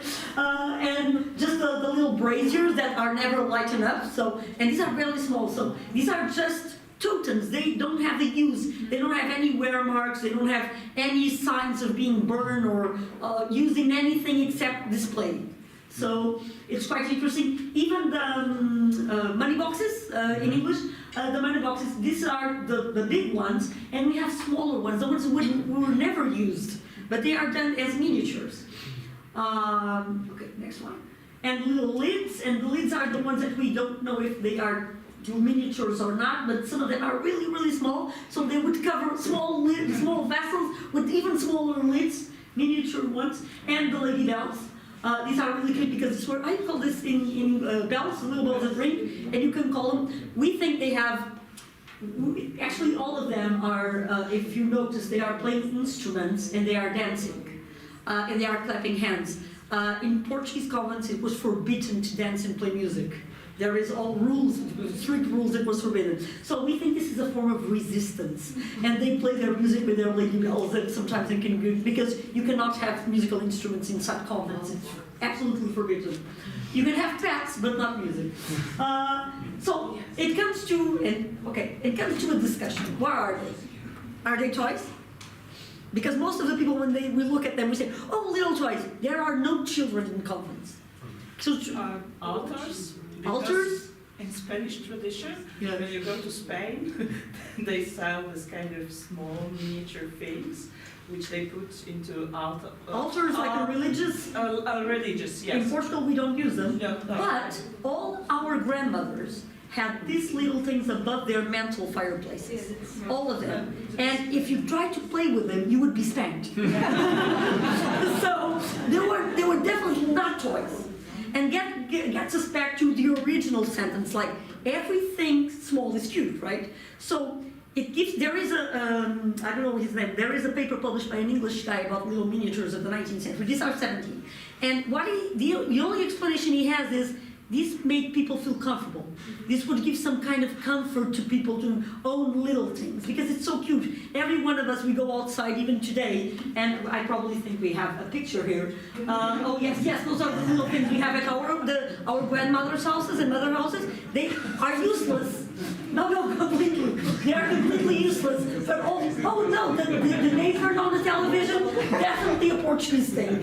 I don't know if you use them, but everyone in Portugal has them. Oh, and over the couch, and on the table, and on the little nightstand, everyone has them. And you have all of these things, but they are completely useless. They don't work as anything except for decorative purposes. And you cannot touch them. Kids cannot touch them, otherwise you will break them, and that will be a complicated thing. So grandmother's houses are like living museums. So you cannot touch anything, but you can watch. You can see, but you cannot touch. So, and you cannot play. So the idea is, how do we think that nuns have them? Do we think that nuns also felt this comfort with some relation to the outside world, bringing these little miniatures? Because what was their life? We don't know. They could not sing, they could not dance, they could not clap, they could not do anything. So what would be life inside a convent? They eat a lot of sweets, that we know for sure. So, because we have their skeletons and they have old rotten teeth, and we have a lot of eggs and sugar evidence in the context. So it's quite interesting, and we have the recipes. So it's quite interesting to see.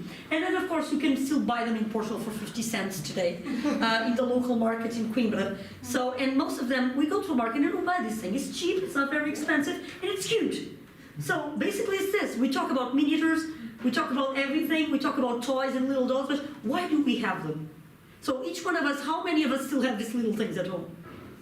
You have them? Yes, of course, I still have them. So, and they're not archaeological, they are the normal things, I buy them. So why do we think that if we have them today, they could not, we have to have just a great explanation for them in the 17th century, and not just normal people owning little things as we do today? So this is our explanation. Probably doesn't work. Probably see you can buy them for 50 cents each. I think Ricardo photographed this in the last street fair in Lisbon, in Coimbra. So see, you can still buy them made in local workshops, really cheap, so everyone buys them. And that's it. Thank you.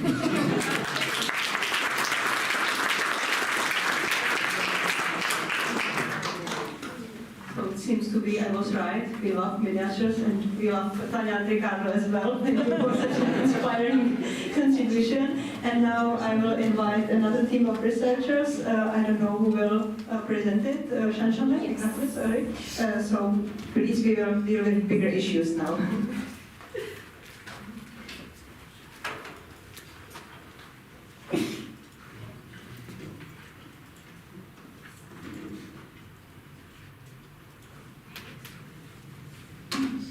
Good afternoon, everyone. My name is Shanshana Li, and I'm as a representative to share with you the Chinese porcelain excavated from the Central Common in Lisbon. And among them, we have already chosen like the colorful Chinese porcelain with gilded decoration as a theme. So we will interpret some variety of Chinese porcelain through their style, their patterns, and their specific technique to show you what are these Chinese porcelain are.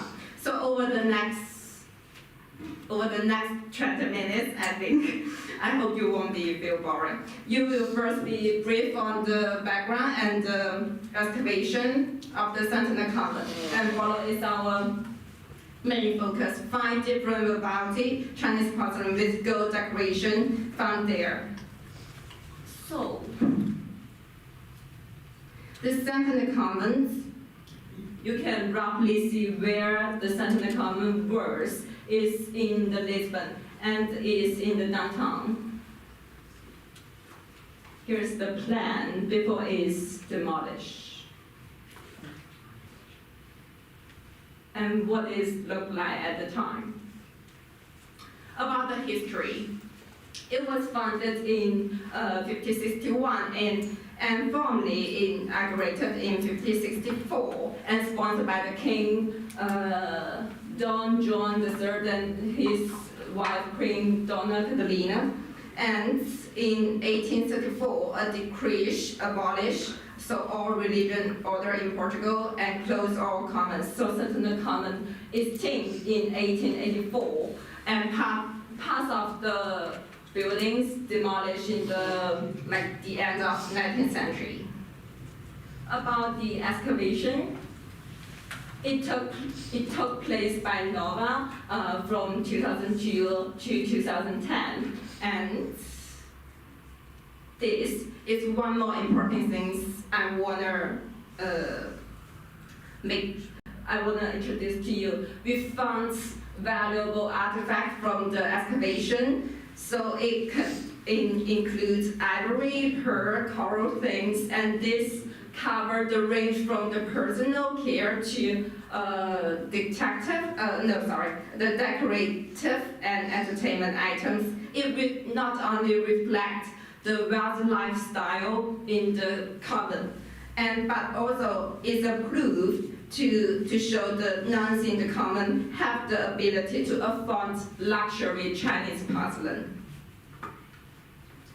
And let's go back to the Chinese porcelain remains. From the excavation, we found nearly 1,800 Chinese porcelain fragments, and I think it could reconstruct it into 500 pieces of Chinese porcelain.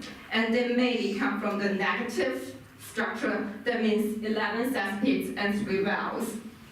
And the majority of these are blue and white porcelain, and we can see only 4% is the color porcelain. So this fact reflects the thinner Portuguese porcelain trade happens in 16th century to the 17th century, and it was the peak. And the majority of this kind of Chinese porcelain should be the blue and white porcelain.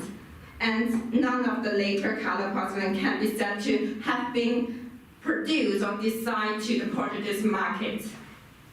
So among the color porcelain, we did the inventory. So many were gilded decoration. The total is 78.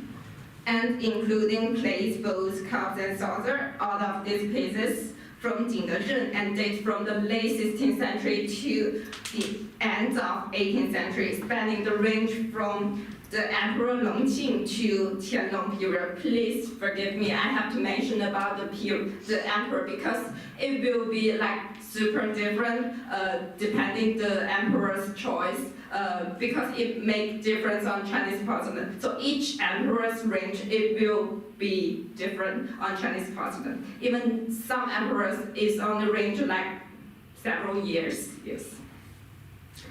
So I want to show you this.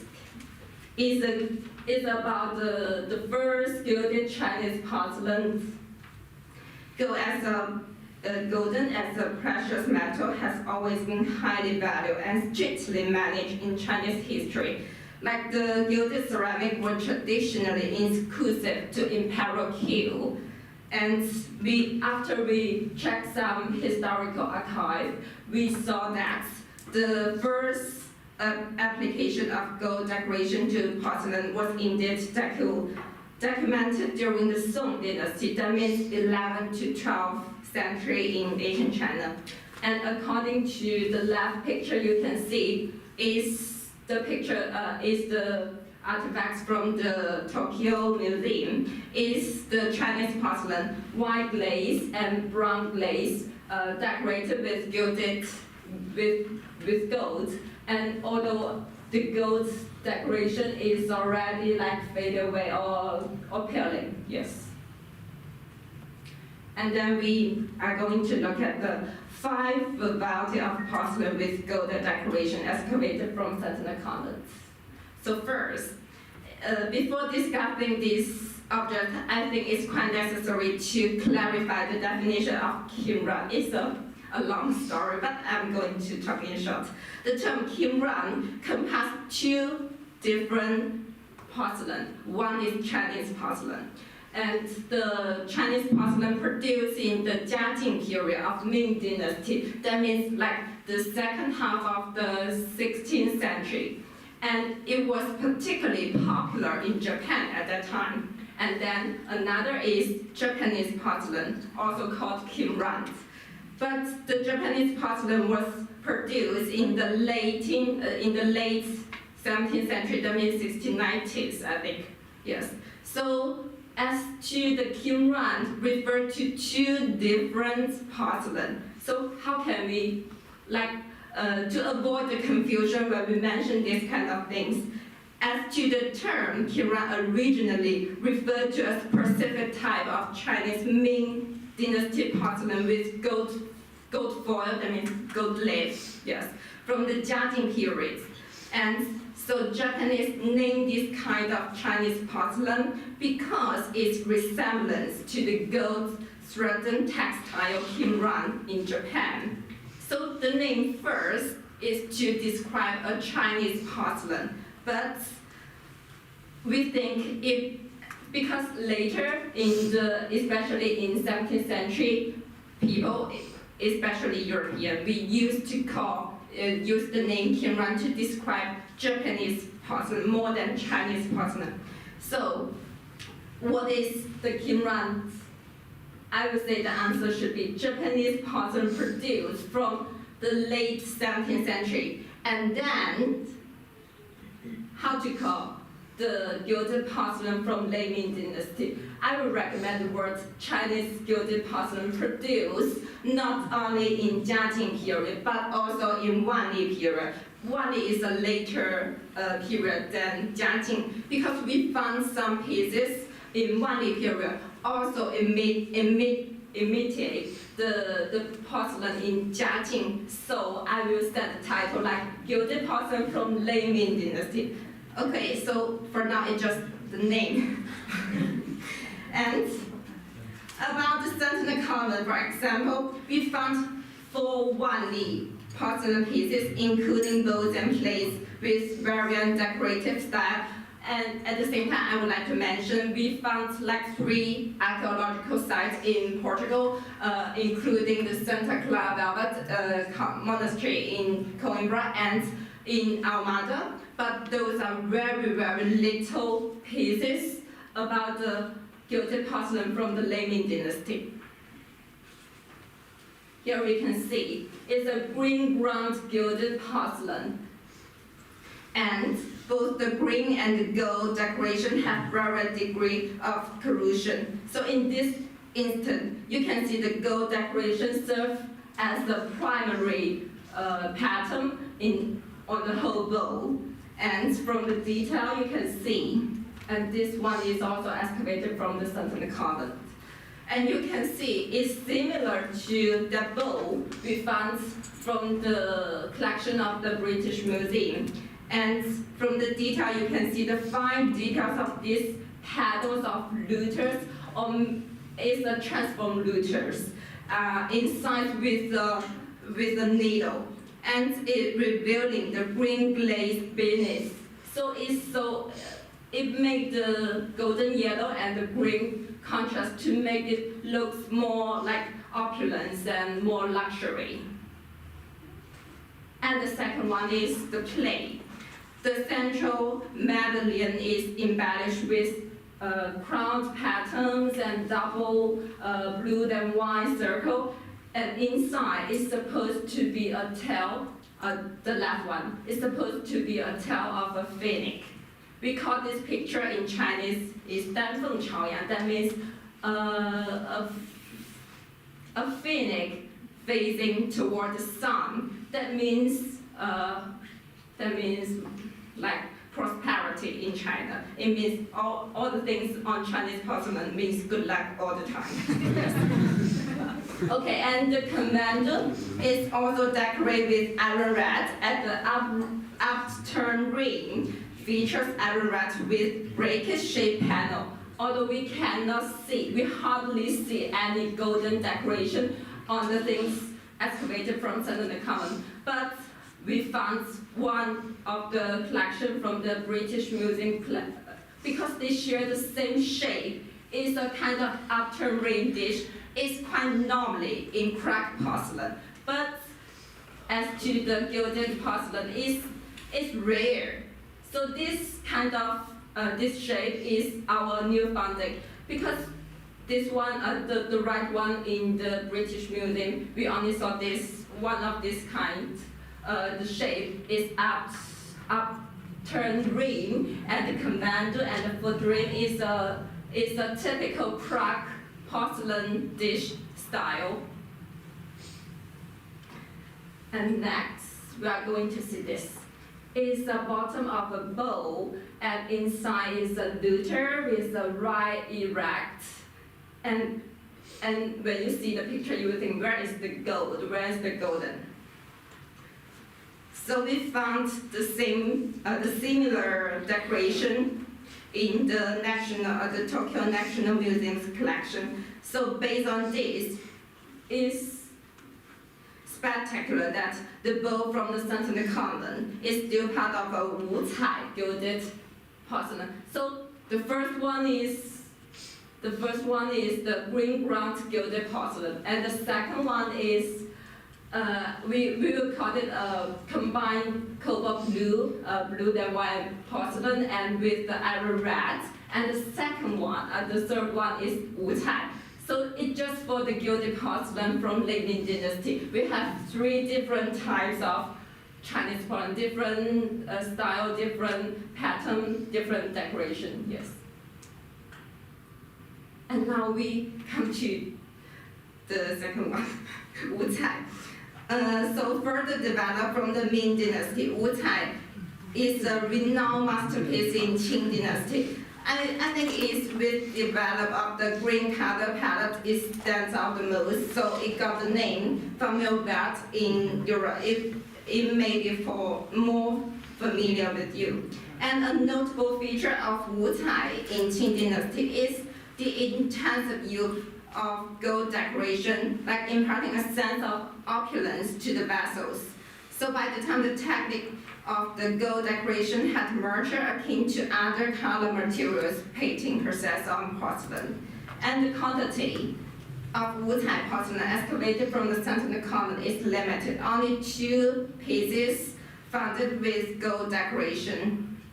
Although this is supposed to be a bottom of a really big plate, and you can see they use the golden to decorate the flower. I think the flower is chrysanthemums, and the outline, the line is using the iron red.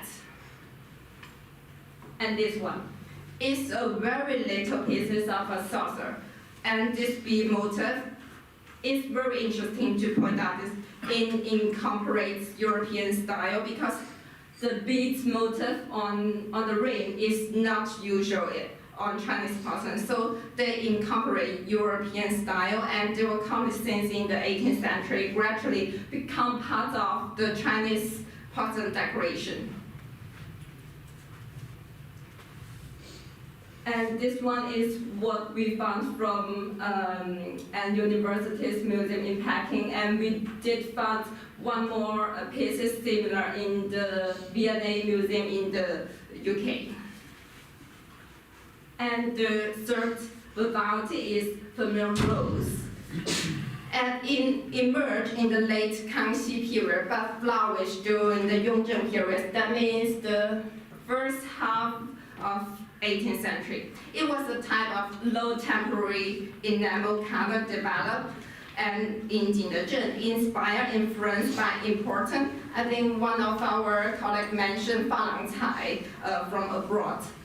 The Center the Common found 16 pieces about familiar rose, and they were decorated with golden, include bowls, plates, saucer, cups, jars, and cover.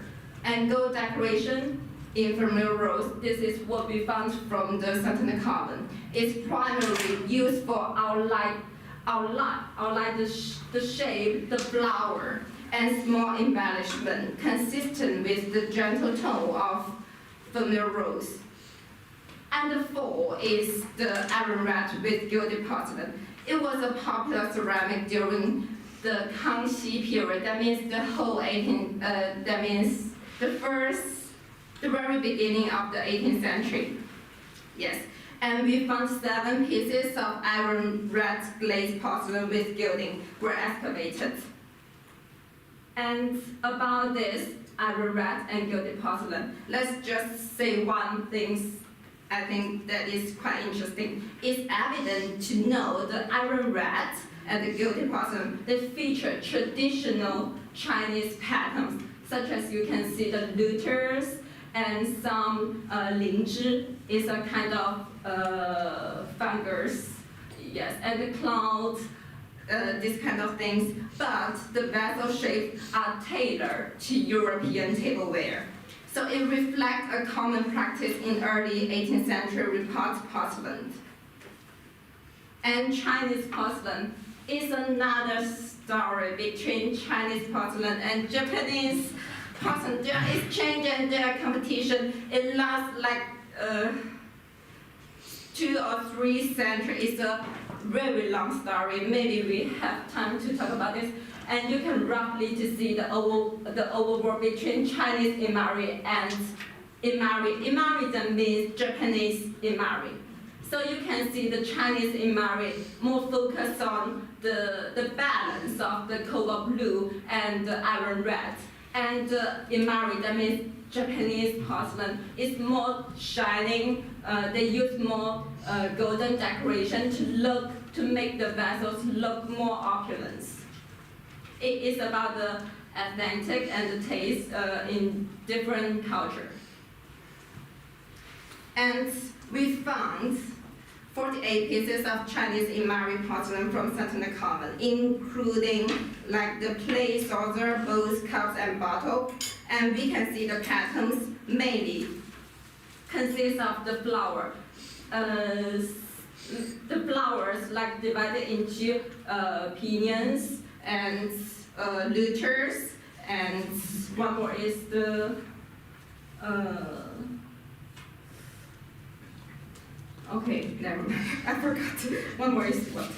And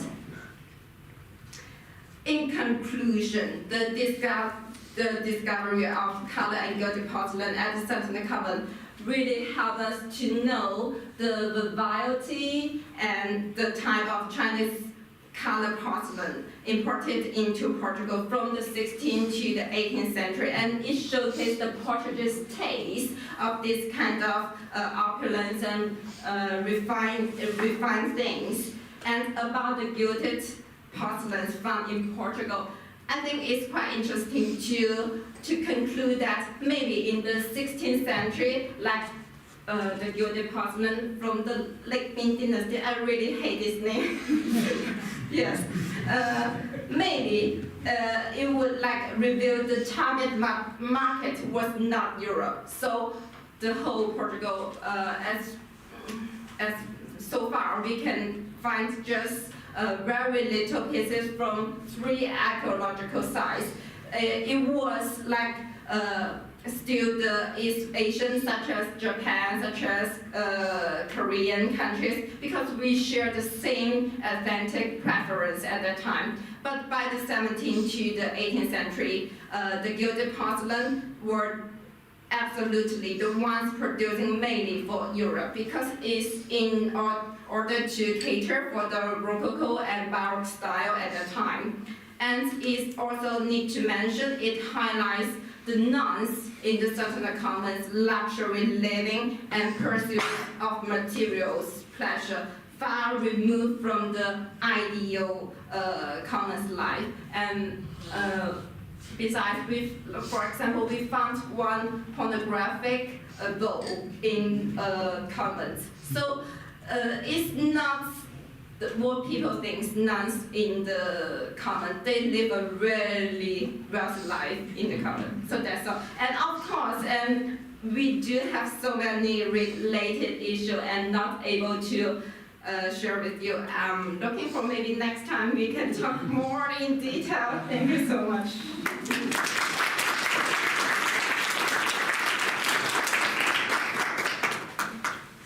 Thank you. It was very interesting to hear the correct pronunciation. Thanks. And we will move to Italy with Marco Milanese and with Ligurian minority.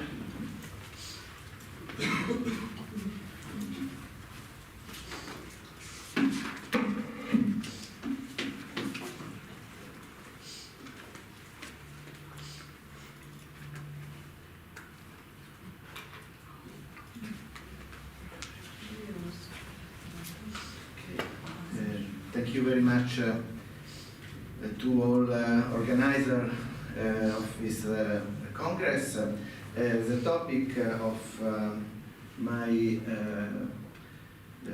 presentation is concern Liguria Maiolica, some ideas about the context of 16th century, and because one of the general questions posed by this conference,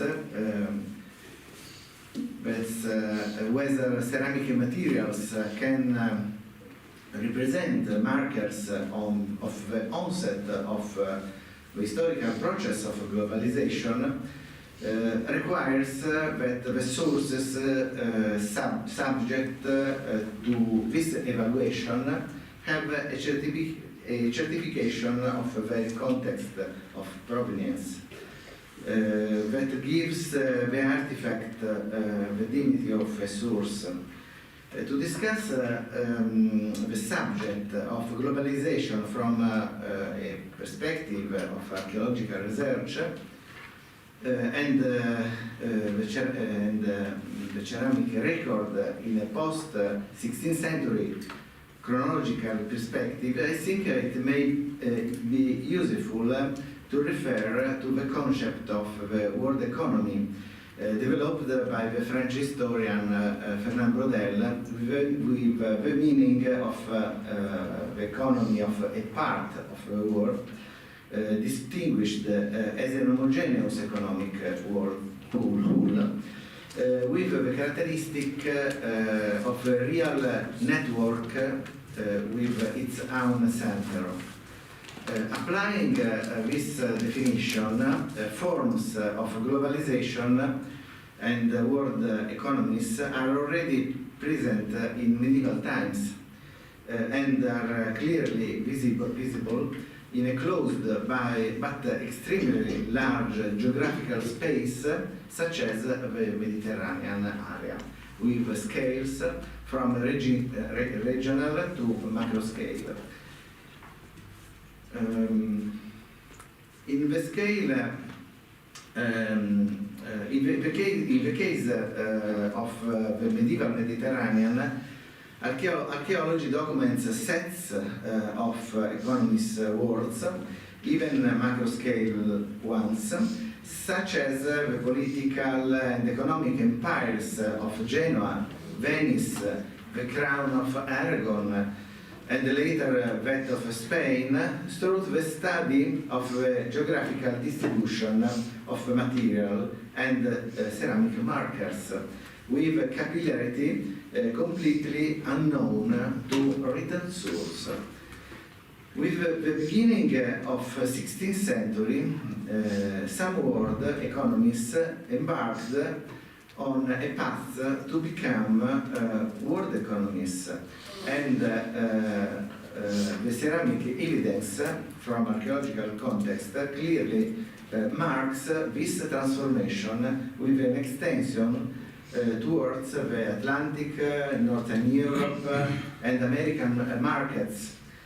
The explosions of oceanic market of European imports and also of ceramics was made possible by profound transformation in production technologies and by the presence of strong investments with capitalist characteristics aimed at supporting the growth of the volume of potter production, as in the case of Florentine Maiolica, that is Montelupo. Here, Florentine merchants identified the condition to start an innovative production based on huge volumes, product quality, affordable and competitive prices thanks to strong standardization of vessels. The low cost and vivid colors of Montelupo Maiolica allowed the conquest of Mediterranean and European markets and also colonial settlement of America as early at the beginning of the 16th century. This Maiolica, produced near Florence, actually represent an interesting case study as archaeological markers of a very large scale world economy capable of penetrating urban and rural markets also, and even very distant geographical areas through trade by sea. In the more general context of Italian Renaissance ceramic, the Maiolica produced in Liguria, that is in Genoa, Savona, Bissola, from the beginning of the 16th century, embarked on a path that quickly led Genoese merchants to trade them in the Mediterranean markets, North Africa, through the vast Spanish Empire, Northern Europe and Americas. Once again, these were innovative products for the markets that received them and were conquered by them. The use of light blue background and the blue decoration was not exclusive to Liguria, but arrived in Genoa, in Savona, from one of the many centers in central northern Italy, that is Pesaro in central Italy, in the region of Marche.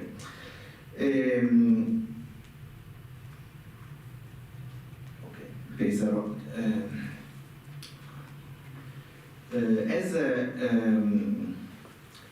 As is always the case in the field of ceramic technology and production, the transformation that occur very quickly and without a real experimental phase are always the result of the transfer of specialized potters, from one technological more advanced center to another more backward. At the beginning of 16th century, this happened with the transfer of some potters from Pesaro to Savona and Genoa, who started the production of light blue maiolica with blue decoration. These ceramists, these potters, moved from Savona to Genoa around 1528, and in both centers, Genoa and Savona, their intervention brought about a profound, large transformation of local production, which still at the beginning of 16th century was stagnating at modest products that tirelessly repeated for 2 centuries in a process of progressive decadence, the forms and decoration of medieval maiolica until the beginning of 16th century. This anachronistic production were increasingly difficult for markets to accept, if not strictly local market or rural market, and whereby this time totally inadequate to the growing economic strength of Genoa in this period, which began a profound, large transformation of urban life, starting with town planning.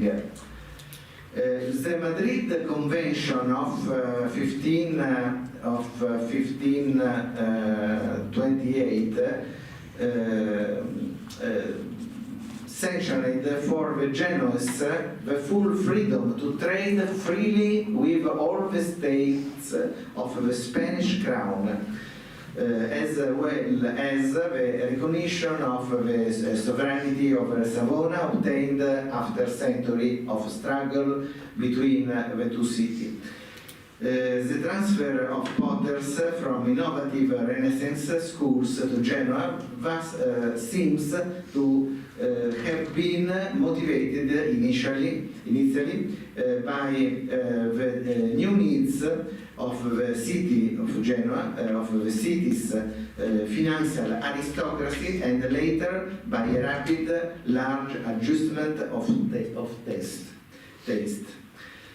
Production took on a growing quantitative dimension that allowed the conquest of the markets, international markets, in an intercontinental geographic space supported for the Mediterranean by the economic network and trading basis that the city of Genoa built from the medieval ages onwards. The underwater excavation of a Genoese ship wrecked in northern Corsica around the middle of 16th century had a cargo consisting of these Genoese maiolicas, bowls and jugs, of the new test brought to the city by potters from Pesaro. The excavation is still ongoing. And the Visorek was a Genoese commercial ship loaded with this maiolica, probably bound for Sardinia or even farther south. Beside the Mediterranean, Spain was also a very interested market for 16th century Ligurian maiolica, which can be found in excavation in every coastal city, from Barcelona to Andalusia. In particular, in Seville, these maiolica were not only used locally, but also sent to markets further afield in the direction of Northern Europe, Holland, England, etc. Sevilla, in England, but especially to Americas. In Sevilla, Genoese merchants had been present in large numbers since the Middle Age, with trading bases and a stable presence in the city. With the conquest of the Americans, Sevilla became a sorting center where Italian goods, mostly Genoese, arrived and were reorganized for the shipments to the Canary Island and the America. Archaeological excavation in the Caribbean area, in the Caribbean area,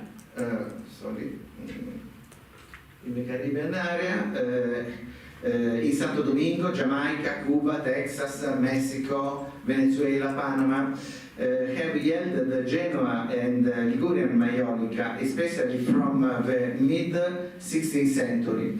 Written documents tracing this trade are not numerous as the archaeological sources, whose prospect of growth is in fact unlimited, especially if we consider both terrestrial archaeological context and underwater wrecks with a good chronology, with a very good, interesting chronology in the 16th century.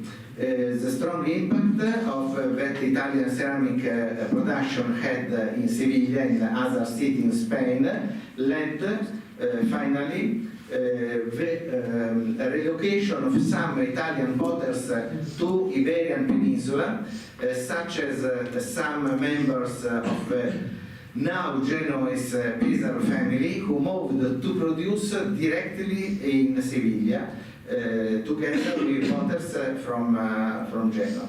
This led to entry into the markets of America, of blue, Sevilla and maiolica, inspired by Ligurian production, but different from them for the fabric, for example, for the fabric, ferric rather than calcareous clays.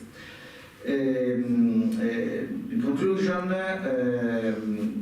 both Ligurian and Sevillian maiolica coexist in the second half of the 16th century in American markets, referred to departures from Sevilla, Cadice, Africa side and Strait on Gibraltar. Archaeology suggests that the entire Mediterranean, with a few exceptions such as Sardinia, was not affected by the presence of bud production, but only by Ligurian ones. We've maintained commercial supremacy with globalized economic characteristic, and are present in those same areas of Spain affected by imitation production, initially by the migration of specialized potters from Liguria. Many thanks for your kind attention.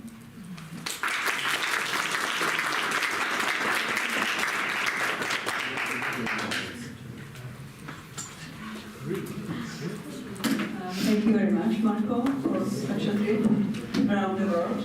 And now, Tanya again, and with Joel. I'm not Joel, as you can see. He apologizes for not being here, but he has what we call a grown-up job. So he had to stay and work. He could not take, yes, exactly. He could not take the week off. When we submitted this presentation, and now I'm going to move places because this is more like a reflection I want to have with you instead of a presentation. So it's more like I put myself at ease. Sorry, I'm terrible. I once had a presentation where they attached a string to me, so I stayed in the same place. So when we submitted this presentation, we asked Christina to, can you put us in the end on the final day, so we can talk to people and we can start talking about what EUROPA POSTMEDIAEVALIS means for us and everything. And she did. But then I called her and said, I cannot get a flight on Thursday afternoon, can you move me? And this was crazy, and you gently and thank you put me today. So our reflection here is, oh here, that's my fault, sorry. In 2018, when I saw the EUROPA POSTMEDIAEVALIS presented, I sent an email or a Facebook message, I don't remember, Facebook message to someone organizing it. I had no idea who they were. And I said, well, I have never heard of you. I don't know who you are, I don't know where you're based, I have no idea, but you are presenting this so cool an idea of an Europe beyond war, of the post-medieval portrait between its borders. So what does it mean? What is this? And they gently replied to me, say, oh, we are based in the Czech Republic, in Prague, we really want to start this group, we really want to start a discussion of ceramics within, outside borders, everything, and I said, okay, let's give it a try. Why not, right? So I sent, like, I think 3 presentations to Prague as well. And we flew with a bunch of Portuguese people. I think we have been a frequent presence in this session. And I've been there, I'm not talking for Joel, unless Joel is not here, so I may have changed this a little bit. So I've been there for all the 3 times and all the 4 times, and I know I'm going to be in the 5th and the 6th and whatever, because I'm becoming addicted. So what does it mean? So this was last year in Coimbra, right? Everyone remembers this. Do people know who we all are here? Because this is my basic question. We have become a family, right? And you know, I know most of your faces, and I see you every 2 years. I see these people, and I'm starting to call it the POSTMEDIAEVALIS family.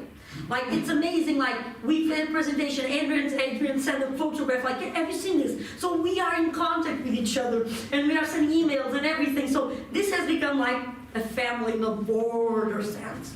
So my question is, how is this sustainable in the future? Because we are all getting old, right? And there is so much pottery as we can talk about. So how do we think that EUROPA POSTMEDIAEVALIS will be in, let's be optimistic, 50 years? So that's more or less you will have to retire. So how is this sustainable? How do we keep something in the long term that it's not dependent on one type of object, on a group of 2 lovely people? That how can we create things? And this is not my suggestion from now on, so it's just a reflection on, and please, I think that Chrissy and Gabi will clearly appreciate our conversation here, I think, if not, forgive me. First of all, how many of us are native speakers, English native speakers here? We are all speaking English, we are all, and don't mind me, I love the fact that we have a language in which all of us can understand each other. It's English. If Microsoft was French, probably it would be French. But it's the fact, no, this is the computer language, of course, we're made already, so we speak English, which is great. But how many of us use subjects in terms, like for example, what is post-medieval? Like for example, I think in Hungary, you're almost related to Ottomans, right? It's the idea. In Portugal, it starts in early 15th century.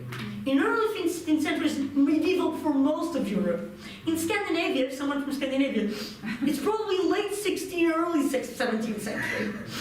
So 18th. So even that, so how first, if we call it EUROPA POSTMEDIAEVALIS. So yesterday the Portuguese colleagues were presenting something as early as the 15th century. I have seen things from the 19th century. So the question is, how do we define, how do we create a common language that every one of us can understand what we are saying? And I don't think, I have a saying which I say, I think the worst enemy of creativity is uniformity. So I don't think we should be all the equal or talk about the same things. I really think we should be creative. So but my idea is, how do we create not a basic language, but a way to communicate in a way that everyone understands. I think you did this properly, fantastically. You call it post-medieval, but you don't have a date on it. It would be terrible if you put like 15 to 20 to 19. And then what? And then, are we post-medieval until the 21st century, 22nd, 23rd? And I'm expecting to be here for 200 years. But the fact is, and I really love ceramics, as you noticed, right? So, and all of us in this room love ceramics. And ceramics are the most abundant thing. They were the cheapest, or most expensive, of course, but they were used by everyone, every time, and that's from the excavation in the Azores, the 19th century one, so that's really cool. It was like a restaurant, or what you call it, like an inn. I don't know the name in English, see, that's a problem. How do I translate bodega into English? I have no idea. So it's the idea of this. And it's normal that we use ceramics in this conference. So, but the problem is, and this is pornographic archaeology, of course, when we do an excavation, and this is from Lisbon, late 16th century or very early 17th century context, which was actually a palace where one of our kings lived. When we do an excavation, how much of that is actually pottery? We have the porcelain, we have the redwares, we have all of this, but we have shoes. We have a coconut transformed into a spoon. We have iron, we have metals, we have everything. So my question is, are we losing something when we talk just about ceramics? Are we just, last year, in Coimbra last time, there was a poster, I don't remember who, presented glass. And it was cool. I thought that, okay, but then the paper was not submitted to the proceedings. So it would be really interesting, and the idea is, why don't we start actually opening up, instead of ceramics in contact, material culture? Let's start with that. Let's start for the next stage to talk about material culture. Let's open it, why not? It's easy because we never get ceramics isolated. It's easy, of course, it's very nice to isolate our ceramics and everything, but it would be so cool that next time we would have glass, and I think we are going somewhere south in 2 years, and they have a lot of glass, and they have a lot of things there, so it would be really cool to open it to other objects. Or, why not bone, or metal, or weird things that you get in an excavation of the 18th century, like a dental prosthetic. So that would be really cool, but why not very, very recent? I'm excavating this site, it's a 2018 site. So this is really cool. Is it post-medieval? Or is it already contemporary? So it's really interesting too, and yes, of course the plastics, right?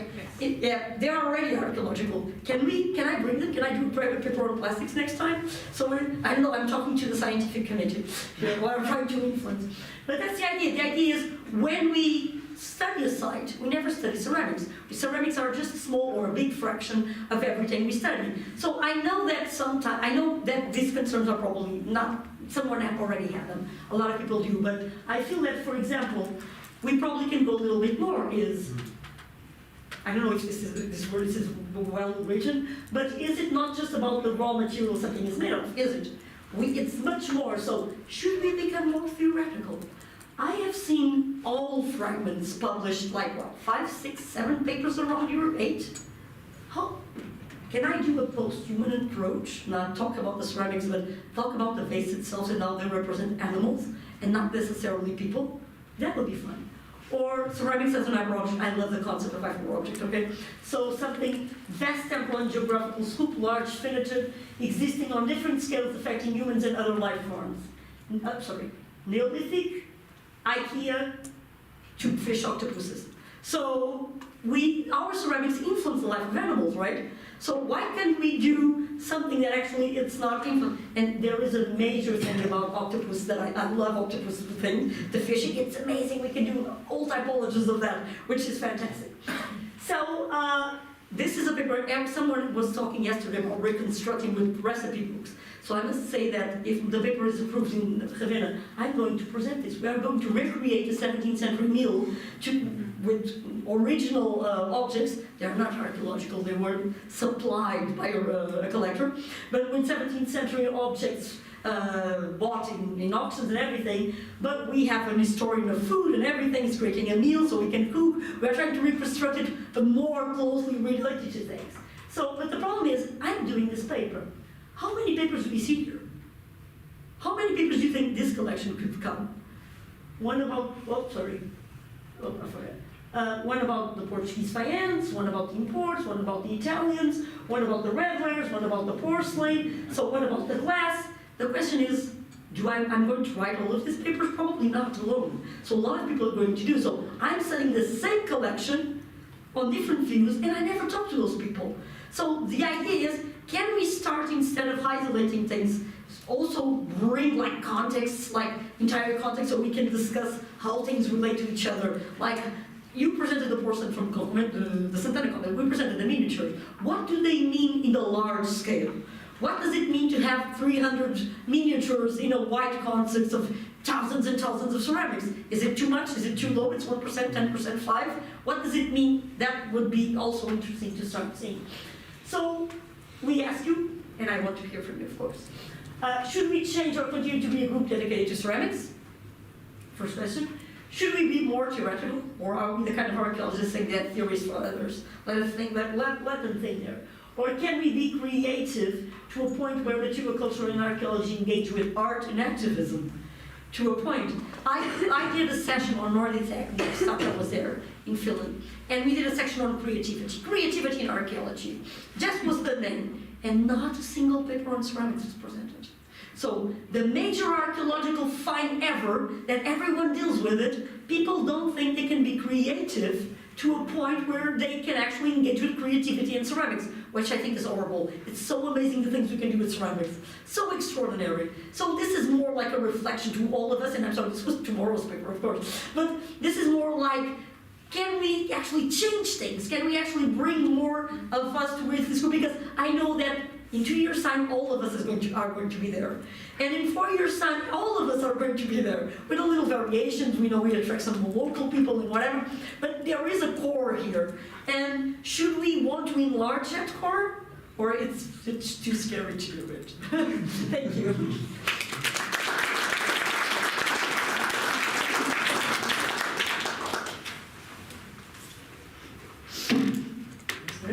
I think it's issue we are discussing from the beginning. Okay. But I hope that there is a process because when we made the first conference in Prague, I was speaking about it today.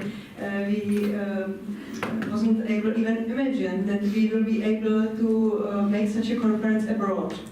So. I hope that there is a process, and especially Gabina persuaded me from the beginning. This was never criticism, as you know. This was not I know. We had it on our minds, I think, during the periods of time. So she wanted to put glass there as well. So I hope the evolution wouldn't stop, and we will go further, and we will don't stay the same, hopefully. But we will appreciate it if you will help us with it. So it's for myself, or maybe Gabina or someone from you will tell us something to it as well. So please, now is the time, and also for questions from this session. I'm sorry, Marco, maybe I've stolen you 4 minutes, so sorry for it. Can I? Okay, so Mark, sorry. So now you can have them. You talked about the imitation of Ligurian ware in Seville. Imitation of the Ligurian blue on blue. Lisbon was making it in huge quantities as well, the blue on blue.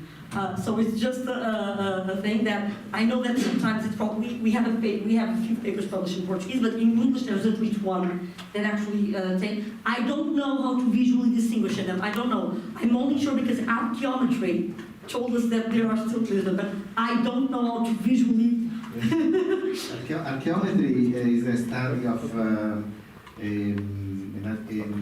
archaeologist Sevilla. Yes. I don't remember the name. It's quite complicated, this name. Okay. But it's okay, archaeometry, but it's quite easy to distinguish without archaeometry. Okay, perfect. Because Sevilla, the fabric is red. In Genoa and Savona, it is yellow. The Portuguese is yellow, but light yellow. Yeah. So, but we found a workshop, and we have them inside the kiln. So it's no doubt they were good. Yeah. So when we talk about exportation to the New World, who knows where they come from, unless you can actually distinguish them. Just to give you an idea that there's more than just Seville, and I think Rafael Lacarta also find them in Granada, being produced in Granada.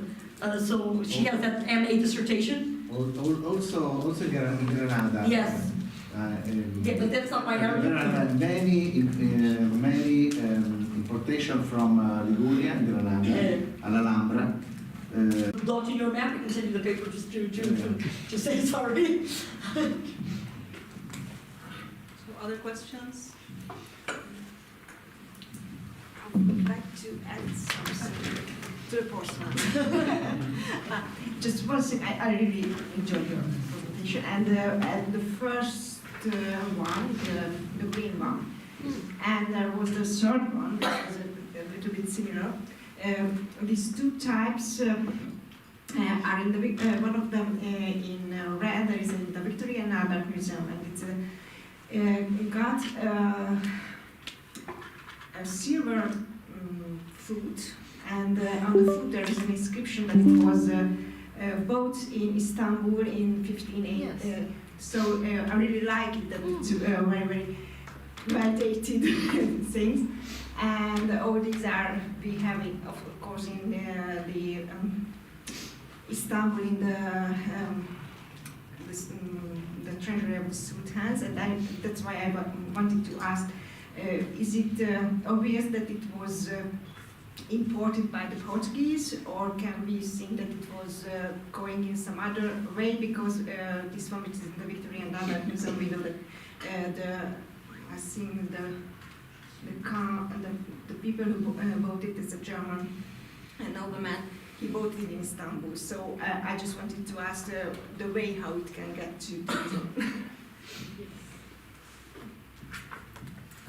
According to this issue, the publication called George Welsh did publish a catalog named Kim Rand. They mentioned this, someone in that catalog published this kind of data and talk about the same question about this. The green grant, sorry, what's the name? The gilded porcelain from the Lake Ming dynasty. This kind of porcelain, they did fund green grant and white grant in the Arab countries, and but the amount is very small. It's just like no more than 20 complete bowls. So maybe for now we will like we will like conclude that they will go to this kind of country through the land trade, not the maritime trade. To Portugal? To Portugal it's maritime, but to Istanbul, we're saying to Turkey and to... Yes. Okay, by land. Like before 15th century, before 14th century. But I mean that exact one. Do you know how it gets to Lisbon? Oh, this one, it's by sea. It's through the maritime. It's through the maritime route. And another one you mentioned in Arab is through the land road. I don't know. It can be. There's a lot of ways. I don't know whether on the land road or not. Okay, but you know, that's what I asked. That we know that in Europe, in the middle of Europe, they can buy it in Istanbul or so, and I don't know whether it maybe in Portugal there was also sold it, or just it was They There was a great amount they from- arrived after 1498, where the maritime route is very well Yes, established. and from the Portuguese came to China and start to bring the Chinese porcelain back to the European markets, and the land road, how to explain land though? It's not from the any part along the China. It's from like Mongol this way to European. So once the Portuguese came to China, the land road between the Chinese and European, they were just like extinct. Because and very the Ottomans are different. That's why I told you that I don't believe that everything was coming under land, but it's another subject. I think the Mediterranean probably is something that we are sometimes missed on this trade, because Portuguese ships full of Portuguese ceramics are being found in the Mediterranean. So it's probably that the Portuguese also crossed the Mediterranean, but we don't have that still very established. Okay. Especially during the Iberian Union, and Marco was talking about this, during the Iberian Union, there is the King of Naples, which is connected to Spain. So it's quite complicated and Portugal is Spain at that point, and things are still coming from China, and it's not Portugal anymore, it's Spain, so it's easy to get to the Mediterranean trade. Oh, okay. Next question. One little things you speak about, if I understand well, some items with Arabic, Islamic description. We have in Poland, for example, two items in Czartoryski Museum in Krakow, and they are from 17th century. They come to Poland in the battle with Turkish.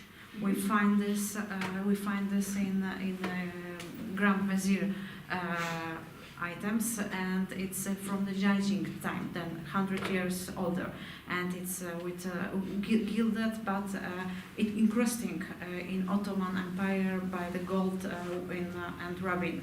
Then the ways can be also different, because Hungary and Poland, we have the battle with Turkish Empire. Then we can have something also in this way. And I know then in Ukraine, in South Ukraine, they find in the tombs exactly what you mean, what you told us, the ceramic from medieval time, the celadon glaze. And then was found in the tomb. Then they come from Mongolian in the land. Then we don't know yet every travel. We have something in Gdańsk with the items who come with Dutch ships, but also with Swedish, etc. Then I would like to do it all the travels maps. I think it can be subject for all us to help to understand the travels in Europe, because we have also the travel from Poland to Italy with the ships from Gdańsk with jakieś zboże, pomóżcie mi. Grain, exactly. And we have some similar items of Chinese in Venice, like in Gdańsk. Then it's really hyper amazing question. General reflection to share. I know EUROPA POSTMEDIEVALIS before 2018. No, I did not. And these are reflections, no. And what I appreciate is the meritorical the meritoricity of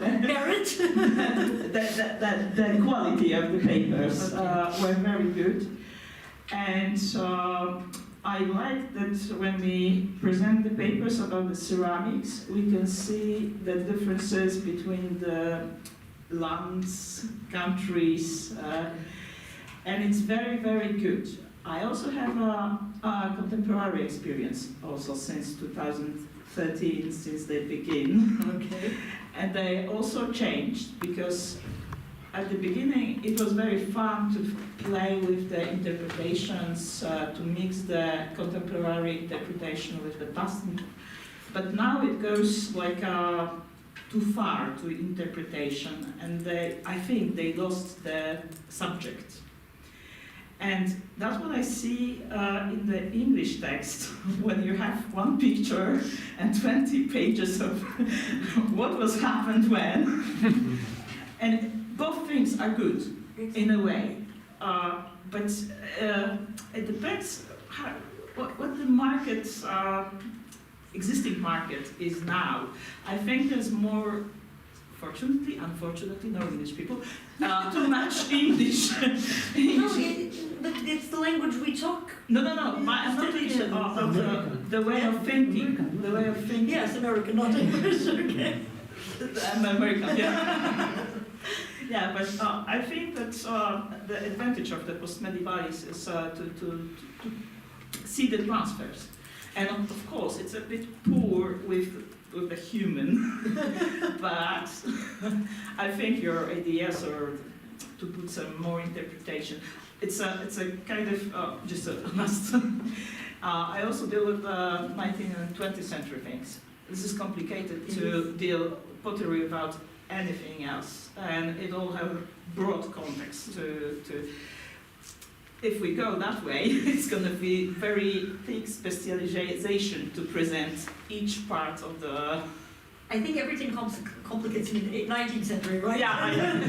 So when we talk about the 20th century, but the complicated is the 19th century in ceramics. Yeah. But we in the 19th century have this huge variety of things, which, well, at least I talk a reality I know in Portugal. The quantity of ceramics in the 19th century is bigger than in the 20th century. Way bigger than the 21st century. So probably it's more complicated in the 19th century than the 20th century, but we don't seem to complain. In the 19th century, we think that industrial world is amazing. But then again, it's all IKEA today, right? Or most of it, or if not IKEA, we know the factories, we know the producers, we know everyone, we know the designers, so it's not complicated, no. But yes, I tend to like big reflections, so I'm sorry. No.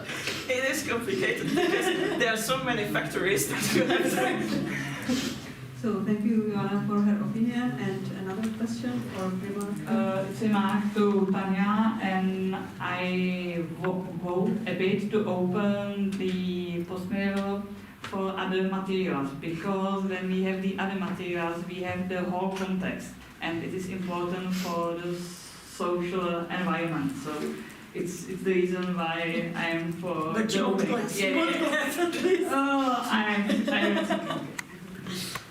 It's problematic to say something about your speech, but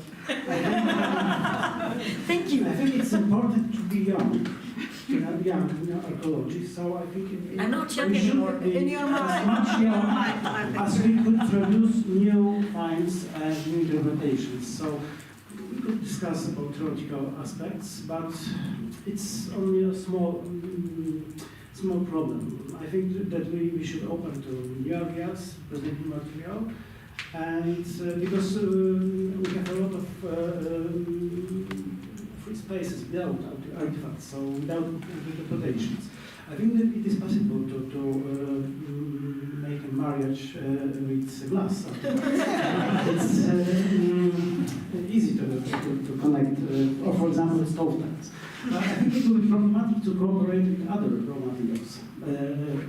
Carolina, about leather, for example, metal artifacts, because this is other group of archaeologists. So we should open to different. But what if I wanted to present a paper on pots with Peter lids? Am I presenting on ceramics or am I presenting on metal? That was ceramics decorated with little pieces of bone. Am I studying bone or am I studying? That's the thing. I think sometimes we tend to organize our brains dividing, and yes, we put ceramics in that, which it's easy in a way, but then there's those blank spaces between that we never know. So I think that if we are open to everything, things will, as Christina says, naturally will evolve to a point where we still speak the same language and we are including other materials. But these spaces will remain because it's the character of archaeology. We will. we will all be very unhappy in the day that our lives, we will not see one shirt that we never seen before, right? So we are always expecting for that shirt we never saw. So, but we will never, that day will never come. All of us see. Yeah, and it was the idea, Rocco's idea for the next conference, to bring such pieces, such shards you don't know, and to discuss it together. Exactly. So that's the thing. The good thing is someone will know. So we have something to discuss. We will never be able to find out everything we want about ceramics. Never, fortunately. So the next generation will be. But it's interesting, and this is my opinion. I like contexts. I like ceramics in context. I like to see if I have more glass than I have ceramics in a context. What does it mean? Because sometimes I have a context where I have more glass than I do ceramics. This is rare, right? What does it mean? And I would love to bring that context here. Like, oh, I have all this glass and 5 shares of ceramics. So I think we have whole evening. Okay. To discuss it. So if you are not agree with me, we can. Where is the museum? Yeah. Okay. Sorry, one more announcement, okay? Because tomorrow we meet at the University of Warsaw. So please remember that not here, that we'll meet at the Krakowskie Przedmieście Street. This is the building number 8. So you should go to the main gate and then then straight to the main campus, and then slightly turn to the right and go to the building number 8. It's the Faculty of Archeology.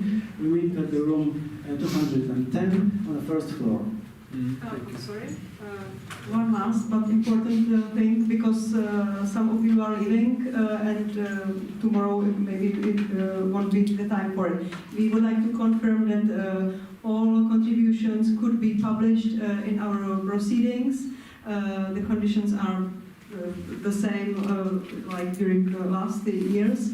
And I would like to remind you of the deadline, which is Tomorrow.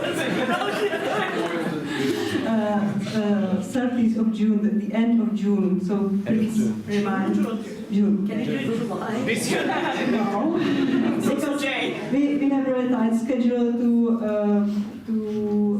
publish it in a year from this conference. So that's why it's a very short time for it. But I know you are really good at writing papers, so I believe you, and I hope we collect all the papers. Ricardo's already kind of keep looking at Thank you for your attention. We are looking forward to reading that.